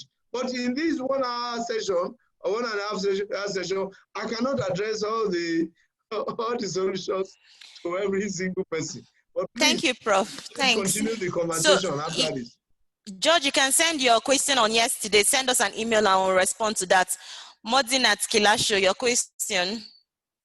Unmute yourself. You can speak. Yeah. Okay, thank you very much. Thank you very much, sir, for that wonderful lecture. Okay, my question is, at what point do we start putting this safety measures into place? I understand that of the hygiene. Since we are a small scale business owners, at what point, so that it doesn't choke us? Like, is it something we can start doing in batches? We'll invite the regulatory body, come and check this now. Then when we are a bit bigger and we can afford some other things, we'll call them again. Because if we say we should wait till we are fully matured, it might be a lot on our head. Let me answer that. Let me answer that very quickly and tell you that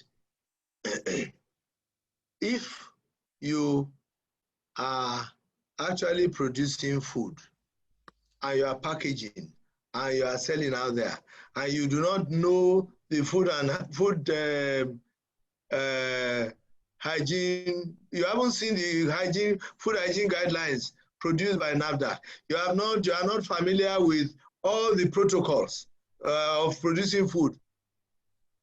Really, you shouldn't be putting people's lives at risk, because the regulators exist to guide you. They exist to guide you.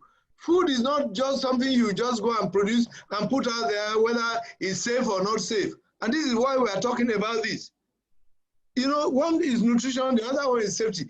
As far as I'm concerned, the first starting point must be your attention to safety. Nobody says that you must, if you are paying attention to hygiene at your level. For example, I can tell you about 25 years ago, I was actually producing yogurt in my boys' quarter, the boys' quarter at my house, about 25, 30 years ago. And I had the kind of network of hotels that were buying it.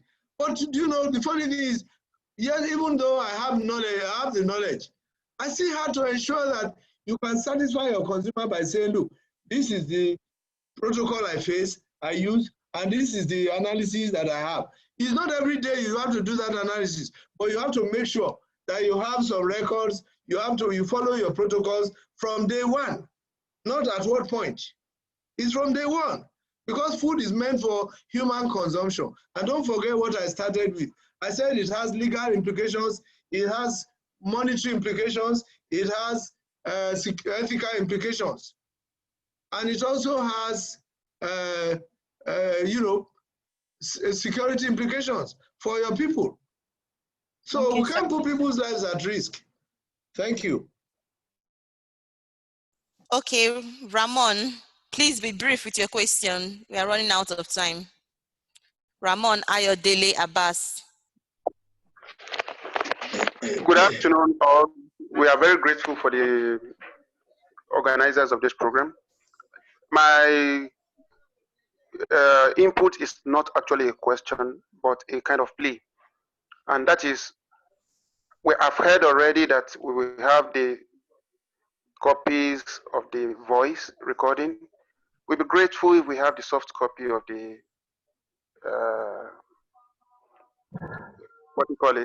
the flips as well. The slides, we'll share that with you, Ramon. Thank you very much. Adetola Akomolafe.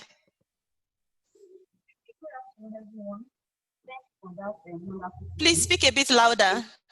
Okay, thanks very much. Thanks for the teaching.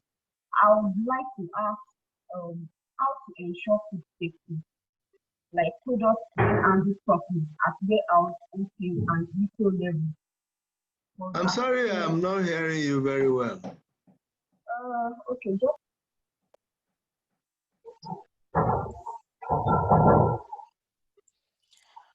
While you go to a clearer location, Oladakpo Arowona. Yeah, good afternoon, all. Good afternoon. Please, your question and be brief. Thank you. Yeah. I'm not surprised with what has been delivered by the Prof. I passed through for about 40 years ago in the university. So nothing less is expected from me. SBN may not be able to appreciate the extent of knowledge you are imparting through this avenue. You are doing wonderfully well. However, I do not know if there will be a second version going forward on this presentation of food safety. Emphasis has been much laid on SME, so to say. But food safety is for all. I don't know if the next version will encompass the Buka people, the Mama Put. There are millions that patronize them on a daily basis. So perhaps future consideration should be given to this sector such that we have a bigger view of the issues of food safety. Thank you. Thank you very much. I take that as a comment. I'm sure SME will respond to that. Thank you very much, Dakpo. GAIN has a program called Eat Safe, and I'm sure Dr. Okorowa will speak a bit more on that in his closing remarks, but thank you for highlighting that. Adetola, can you speak now? Are you in a better location? Yeah. Okay. I hope you can hear me clearly now. Yes, we can. Okay. So I just want to know if it's the sole responsibility of manufacturers to ensure that products are being handled properly at retail level. Most times you don't even know where your products are, and so some for them under like storage conditions that are not recommended by the manufacturer. If it is so I don't know if there's any program or if there's any structure in place to make sure that wholesalers, retailers conform to like standards and recommendations from manufacturer in keeping and handling the product properly. And if not, how can manufacturers ensure that their products are being handled properly at warehouse, retail, and retail level? Thank you.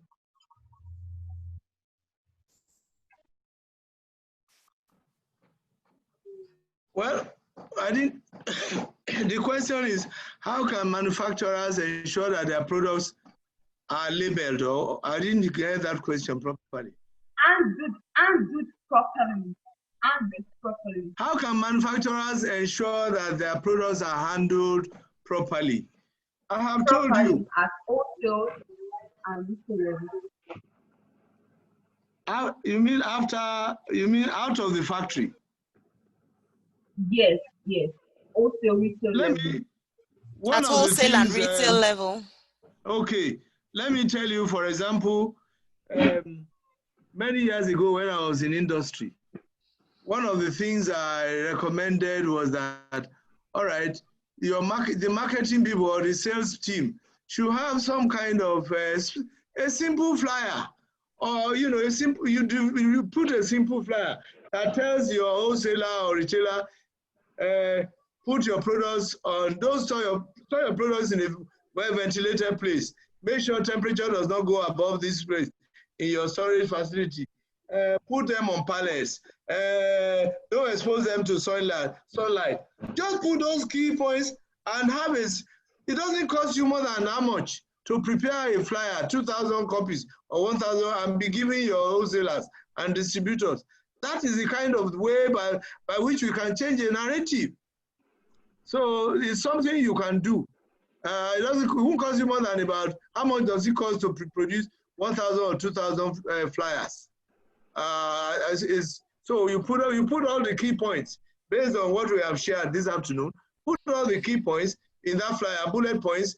Do this if they want, and you educate those people who are actually interfacing with the wholesalers and retailers, so that they can explain to them there. Usually, many salespeople, they don't have time. If you tell them, you train them and tell them, go and tell the people, this is what they must do. You tell them by mouth. When they go to them, they are looking for how to collect money. They are not interested in pursuing your quality requirements that will be important in protecting the product. So, but if you give them a flyer and you say, please, and you say, give it to all your wholesalers and distributors, they will be able to carry your message from the factory. I don't know whether that gives you sufficient idea as to how to handle that, the relationship between the factory and the market. We'll take the last question from Adeshina Kehinde. Yes, good afternoon. Thank you, Prof, for the wonderful presentation. Really very enlightening presentation. Actually, I just want to make some comments concerning NIFT, because as you said that food safety business is not a single man business, it's everybody business. But we have institutions like Nigerian Institute of Food Science and Technology that they have a lot of graduates that they can push out there to assist people in ensuring food safety.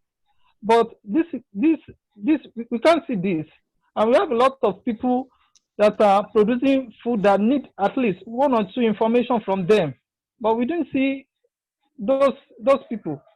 So what can you do as a member of NIPS? What can you do to talk to the body that at least they should make them accessible or available for SME? Thank you, sir. Okay, let me quickly just say that yes, I'm a member or fellow of NIST. Fine. The issue is that you must understand where your NIST representatives are in every chapter. NIST already has a program called Street Food Safety Champions, where they from time to time go to the market, educate people about how to handle foods, secure the safety. Street food vendors, market women, they go from time to time. But if you have specific needs, an association is made up of individuals.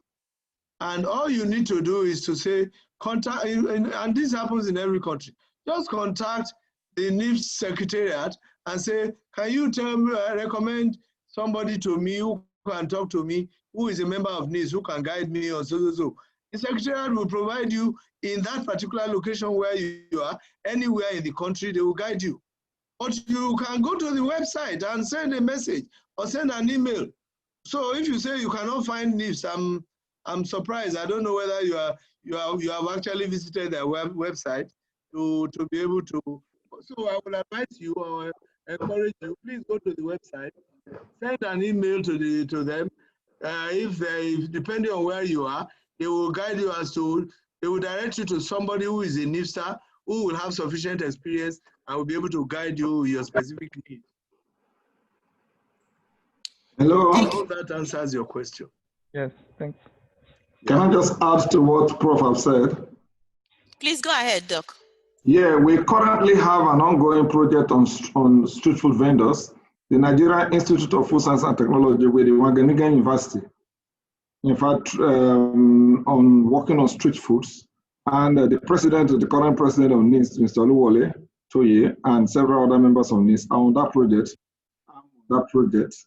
And we're working with, in Lagos for now on improving street foods, and we are promoting the use, apart from food safety, the use of additional leafy vegetables for street foods. Thank you. Thank you for that addition, Doc. So quickly, we'll just go to the post-training assessments. Tomisin, please put that up. Post-training assessment, then we'll go to the closing remarks. So the poll is up. We have 4 minutes, Ivy, or 5 minutes? 4 minutes. 4 minutes for this.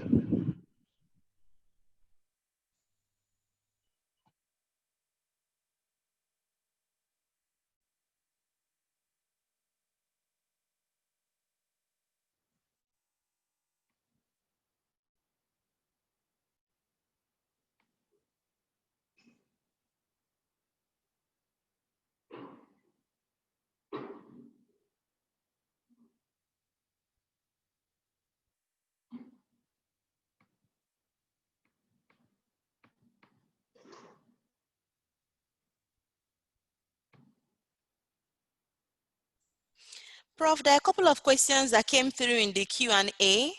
Maybe you can respond to them while the poll is on.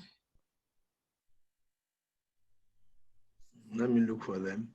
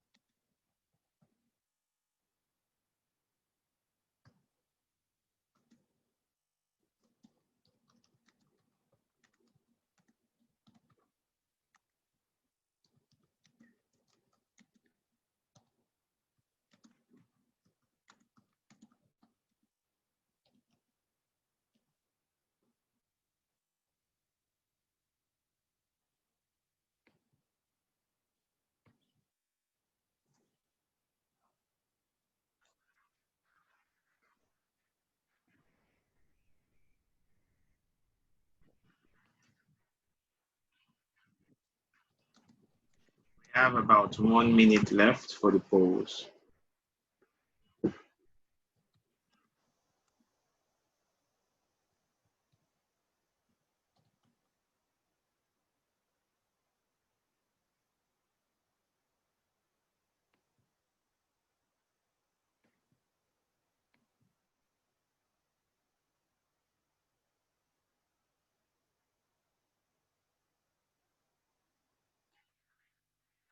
We start rounding up. 30 seconds left.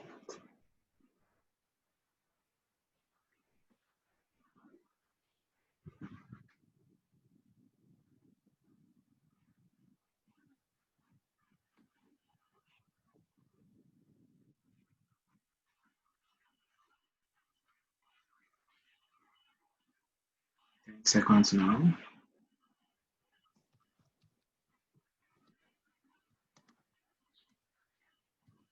Zero. Thank you very much.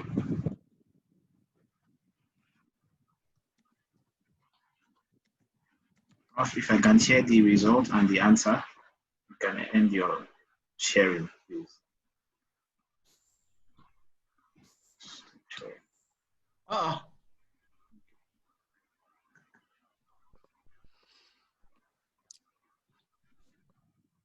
You can share the answers to me. Are you sure we have not discussed the answers before? This is for the post-test, sir. I know.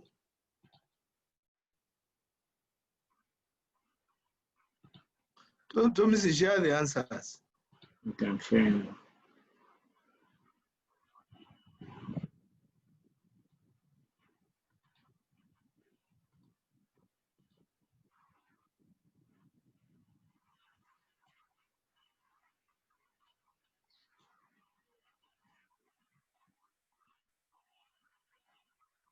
Can you see my screen, please?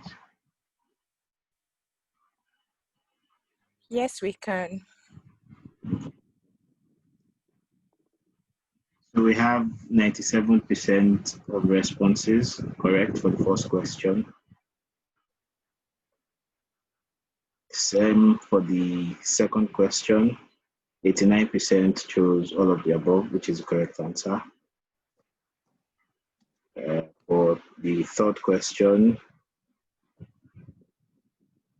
have 87% correct. For the fourth question, we have 74% choosing the option C, which is the wrong answer. The answer is D, neither A nor B.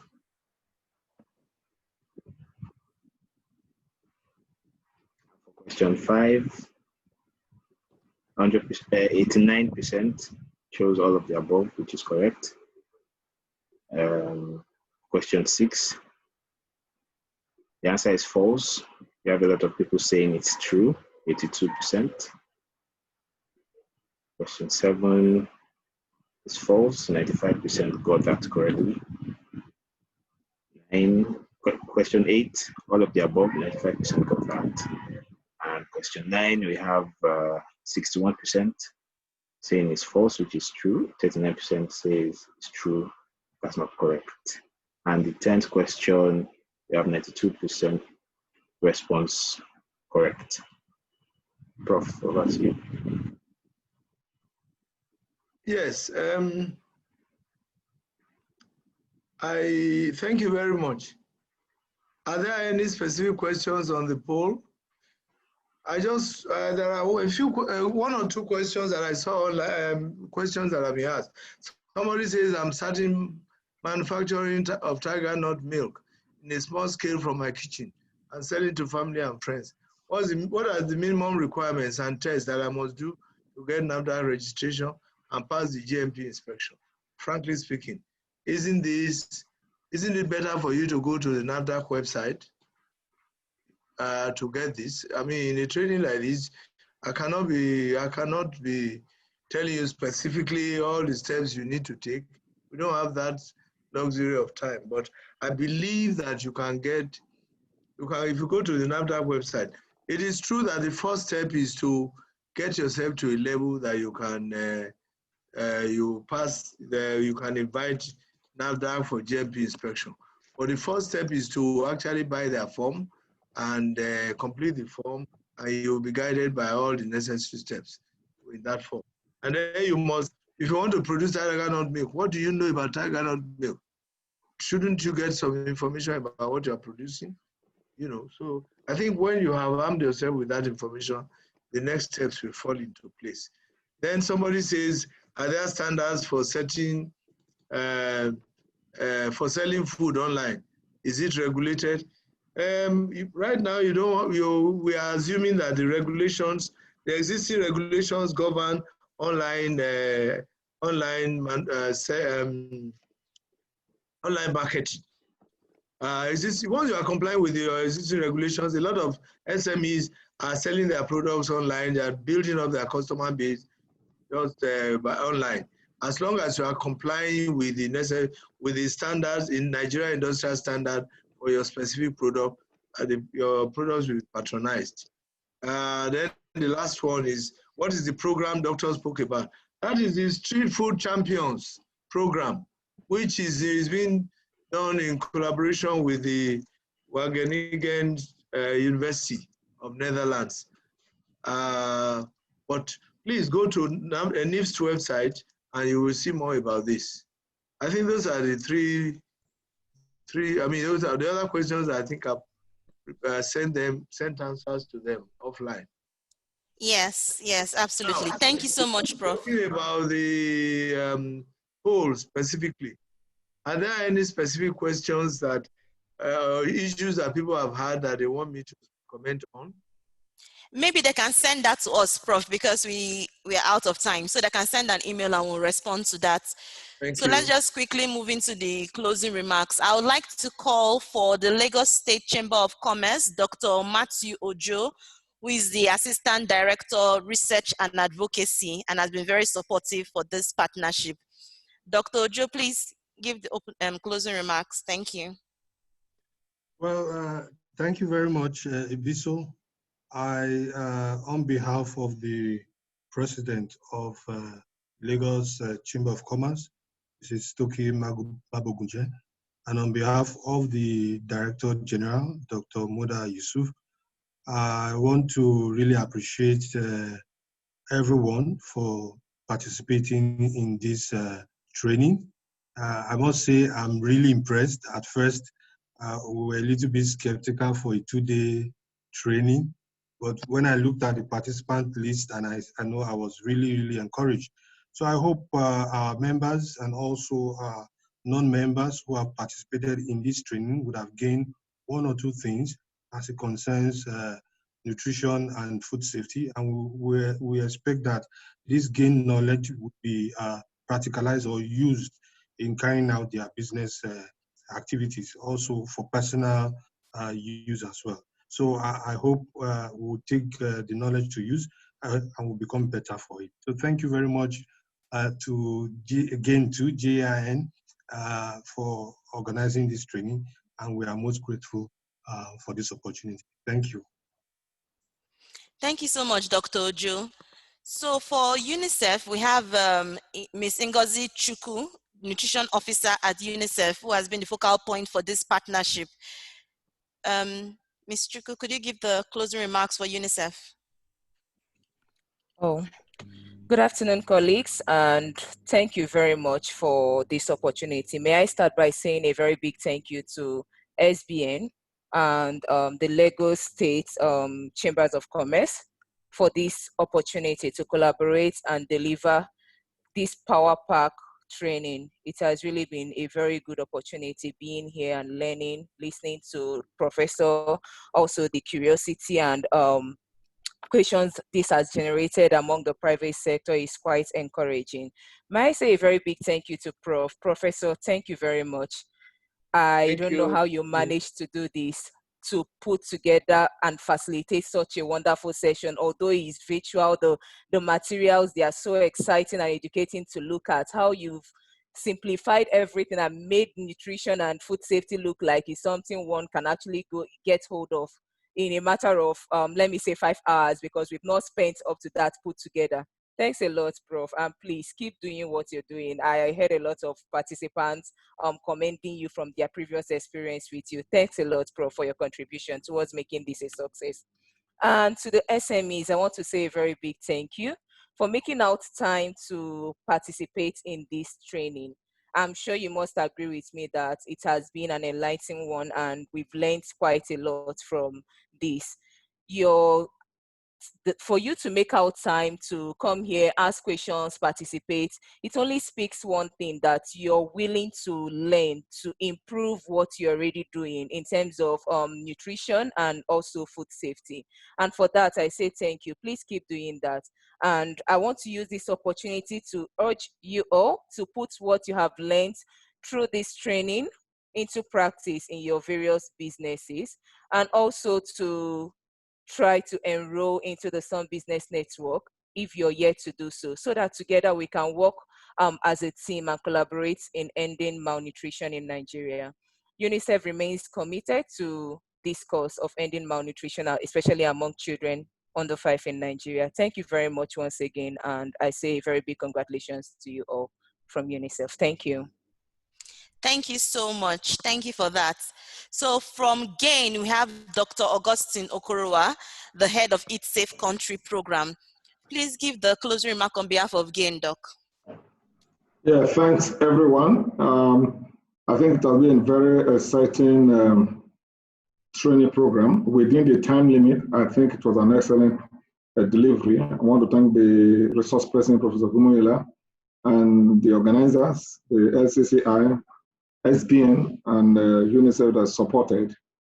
I want to say clearly that Prof has made it very simple for people to understand nutrition and food safety, and that the SMEs, for you to participate in this program, we believe that is telling us that you are valuable to ensure the consumers' trust in your products, for you to have participated in this, and we're glad that you are part of it. The project I'm currently handling on food safety is going to be focusing on informal markets, where over 70% of Nigerians go to buy their food products, and we're also using the consumer as a lens to look at food safety in these informal markets.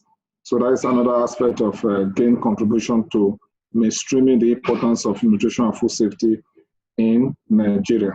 We look forward to you getting back to SBN and informing us about the outcome of this training, how it has helped your business to improve. We'll be glad to hear that feedback. Thank you very much. Thank you, Dr. Okorowa. So the last closing remark will be coming from Mrs. Udwaki Baker, who is the Africa Regional Manager for SBN. Mrs. Ibeka, please give the closing remark. All right, thank you, Biso. I would like to say thank you to everyone who's made the time to be here today, especially for those who've made the time to be here yesterday and today. Just to give you an indication of how this training has gone so far. Yesterday at the high point, we had 90 participants, which is very impressive. And today at the high point, we had 94 participants. So kudos to everyone. It has been an information-dense 2 days. And we just want to say that we have made materials available for you to use to refresh yourself periodically, and these materials can be collected from the LCCI offices in Lagos from tomorrow. So please, if you have an opportunity to swing by, Dr. Ojo can signpost you to where you can collect those, the presentation, the documents, or hard copies of the presentations that Prof has made. And just to call out some action points that going forward based on this training, what our expectations would be. What we would hope to see is that as business owners, that you will ensure that as you have received this training, that you are able to step down similar training to your staff and on nutrition and food safety best practices. We also want you to begin to consider reformulation of products based on everything that you have heard today. also looking at who your target groups are and how do you best provide the best nutritional benefits through your products to these target groups. And even for those who are not in food production, we say that anything that happens along the food value chain has nutrition sensitive implications.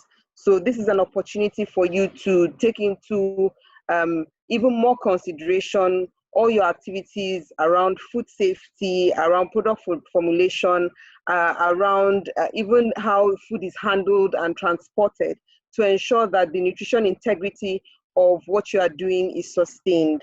So thank you everyone, and we hope to see that the private sector will continue to contribute to improve nutrition in Nigeria. Thank you. Thank you so much, Uduak, and thank you to everyone for participating. Please be part of the Sun Business Network. You can send an email to sbnnigeria@gainhealth.org. Prof, any more words from you before we say goodbye? You're on mute. You're on mute, Prof. I want to say what a delight it has been to be able to facilitate this. I want to thank SBN for the opportunity to collaborate with them on this, and to thank the participants for the very interesting questions that they have raised. I want to assure you that we will continue to, please feel free, participants should feel free to contact me if there is need for clarifications, and we will always be able to give them all the necessary support that we can. But for me, it's exciting. It's a subject that really we cannot finish discussing in one day, but within the time available, I'm glad that we have been able to understand one another, and I look forward to your businesses succeeding to the point that you will also be global award winners in the nearest future. Thank you very much. Thank you so much, Prof. And thank you for being on this journey with us, for facilitating this session and supporting us and supporting the businesses. And we hope together we'll all improve nutrition in Nigeria. So on that note, I'll say thank you, everyone, and have a good afternoon. Goodbye. Bye. Bye, everyone. Bye, everyone. Thank you so much for joining. Bye, everyone.